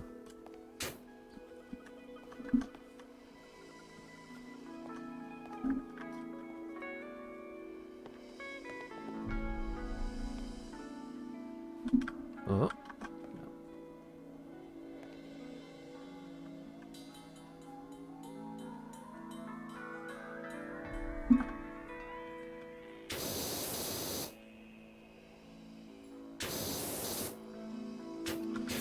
Maybe. Ha! Alright. 98%. Roof trims. Window frames. 12 out of 15? You kidding me?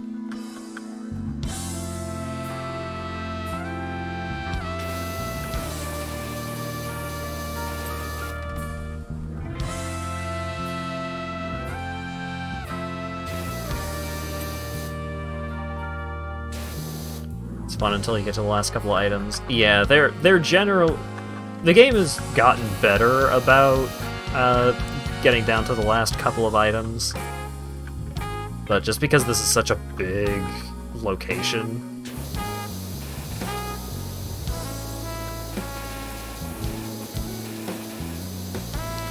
theme of sensual cleaning. No, this is the theme of spiritual cleaning. This is about the life-changing relaxation of being so close to finishing such a significant project.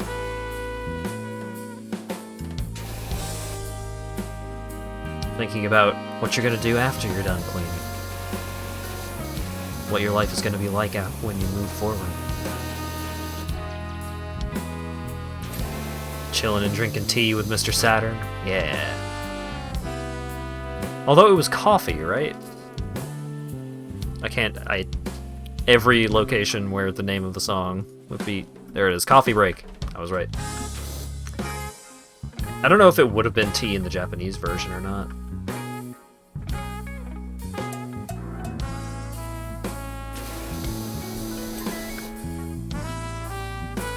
My stream layout gets pretty cluttered every now and then. Like, for you guys, it's fine, but for me, I've got so many windows open.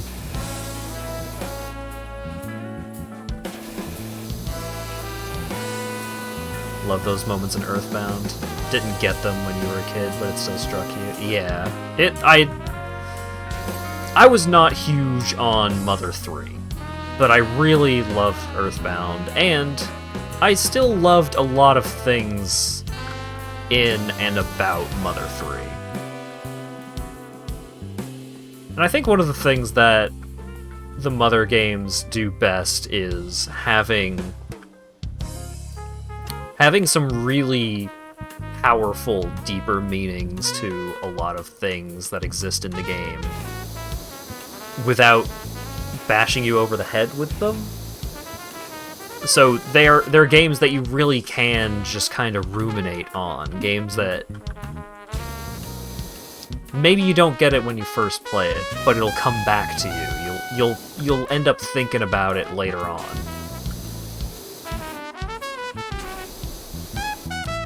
Just certain character interactions and overarching themes and leitmotifs in the music.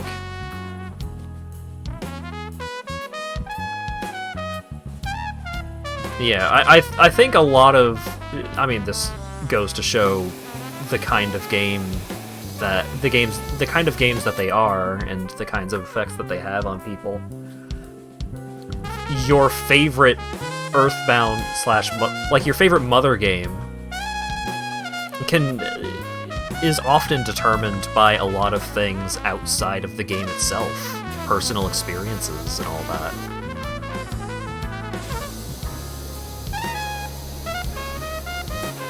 You know, that this game, I enjoyed this game more because it just had, you form more of a personal attachment to it, just because it's relatable in a way that a lot of other games don't.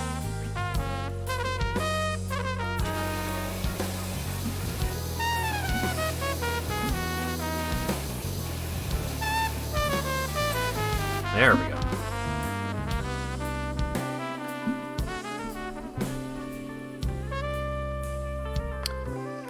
What else we got? Clean. Lower deck undersides. Tires? What?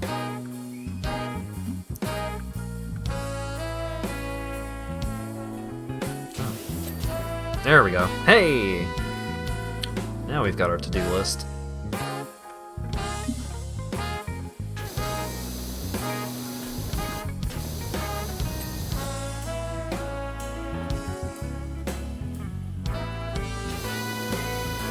I think the Earthbound games are some of the best examples of urban fantasy. Like, you've got the Persona games, and those are also really fantastic, but I think the Earthbound games do urban fantasy so well because they don't... It's not purely about, like, oh man, here's an enemy that's a fucking mall cop. How crazy is that? A lot of it is... It's not just about the aesthetics of an urban environment, it's about the themes of an urban environment.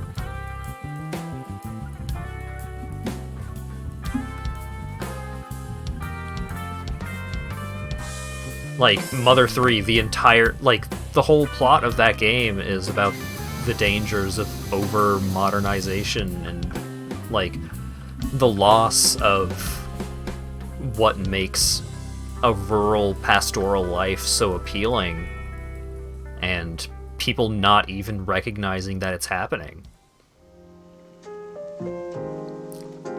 Like, you as the player can see what's happening to Tasmilia over the course of the game, but nobody in the game really even notices.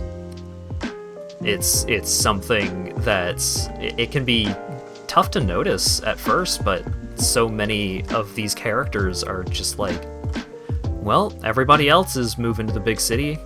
I guess I will too. And it doesn't even occur to them what that could mean for the change to their lives, and like whether or not it actually has, like, whether the big city has anything to offer for them. And me, as a person, I've always been a big fan of the big city. I've always, you know, I get bored easily when I'm out in the middle of nowhere because natural attractions just don't appeal to me in the same way. But that's just me personally. And that kind of, like, looking back at the concept of, like, going back to my old hometown and seeing everything that's changed, I feel like I just wouldn't appreciate the kinds of change that have truly happened. So, you know, it's likely that it's not necessarily fair to say, like, oh, Mother 3 was not made for me, but it just doesn't have the same kind of impact. Look at all these simulated trees, yeah. I mean, part of it is just I appreciate nature, but I've never enjoyed being in nature. I've never been big, because, you know, fear of bugs will do that to you. Just the concept of being outside where the bugs are, just at its core, lacked a certain appeal.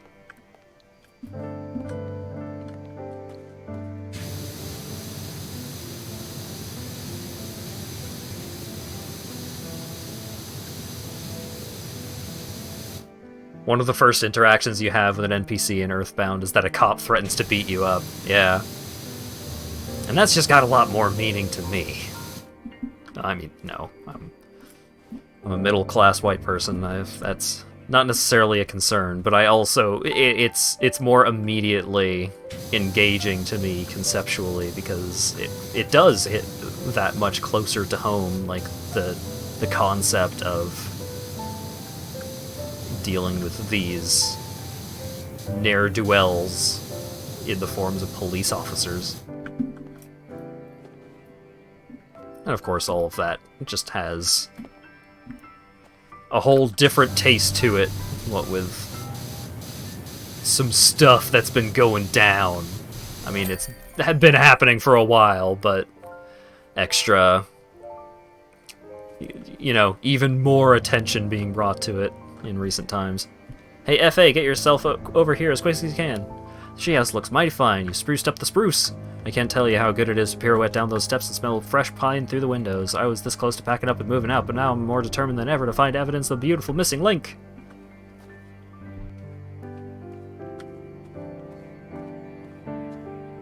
Damn. I'm really looking forward to seeing this recap of the cleaning process. Oh, yeah.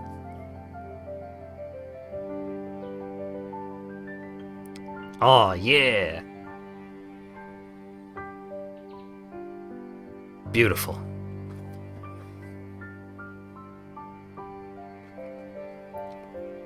The combination of this music and the way that this house kind of looks is making me really want to play The Sims.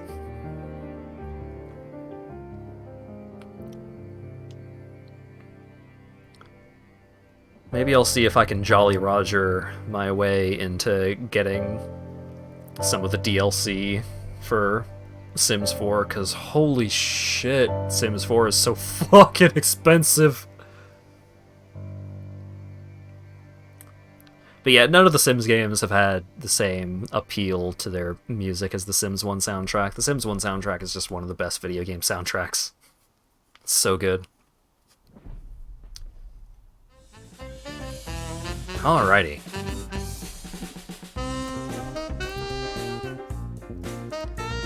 It's very nice to know that we still have some more content to zone out to when I need some time to fill.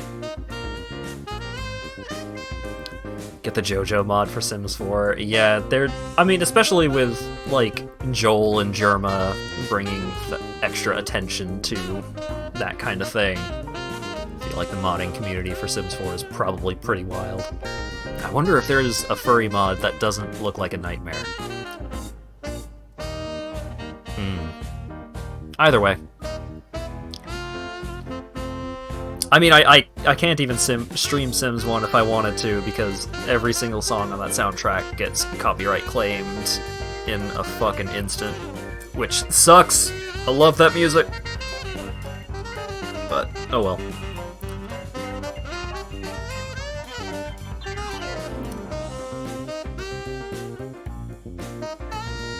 Oh, one of my trials finished. Trial of Innovation. I got some catalysts, I upgraded efficient minion tactics. Awesome. Love to see it. Bam. So, that's it for today's stream. So, Saturday stream.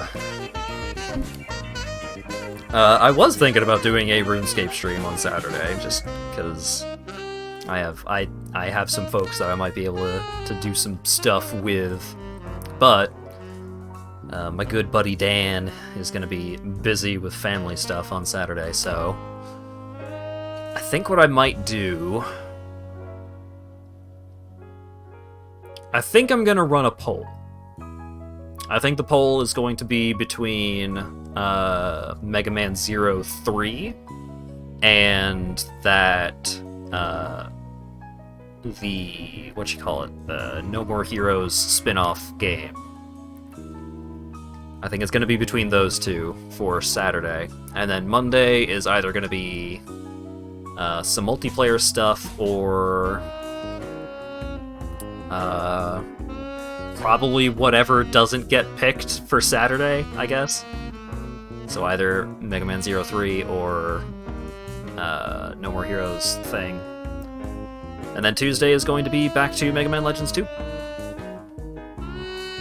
RuneScape is Roblox for cowards. RuneScape is a fun game. I'm not gonna say you should play it, but I've been having a really fun time with it. And there's a bonus, a XP multiplier event going on right now, so you get 1.2 times more experience from all sources. Until the 14th, I think, so it's only got a couple more days, but there's an event going on, so if you want to see what's up with it, now would be the time. Need to kill another 16 minutes and 15 seconds. No, because my jaw hurts, and also I want to go eat. So, thanks everyone so much for showing up and hanging out and chatting and all that good stuff. Got far more stuff for a cold companion in the game you work on. Oh boy. Oh yeah, Neverwinter. That game's neat. So yeah, that's the plan for the next couple of streams. Thanks again to Cult for the $20 donation. And also, Mega Man Zero 2, not as bad as I was putting it on to be. But still, fuck that ice level. And that's just about it. Thank you all so much for showing up and hanging out and chatting and all that good stuff, and hopefully I will see you again on Saturday. Farewell! Oh yeah, the poll is going to be on my Twitter, but I'm going to post it in the Discord. So, later.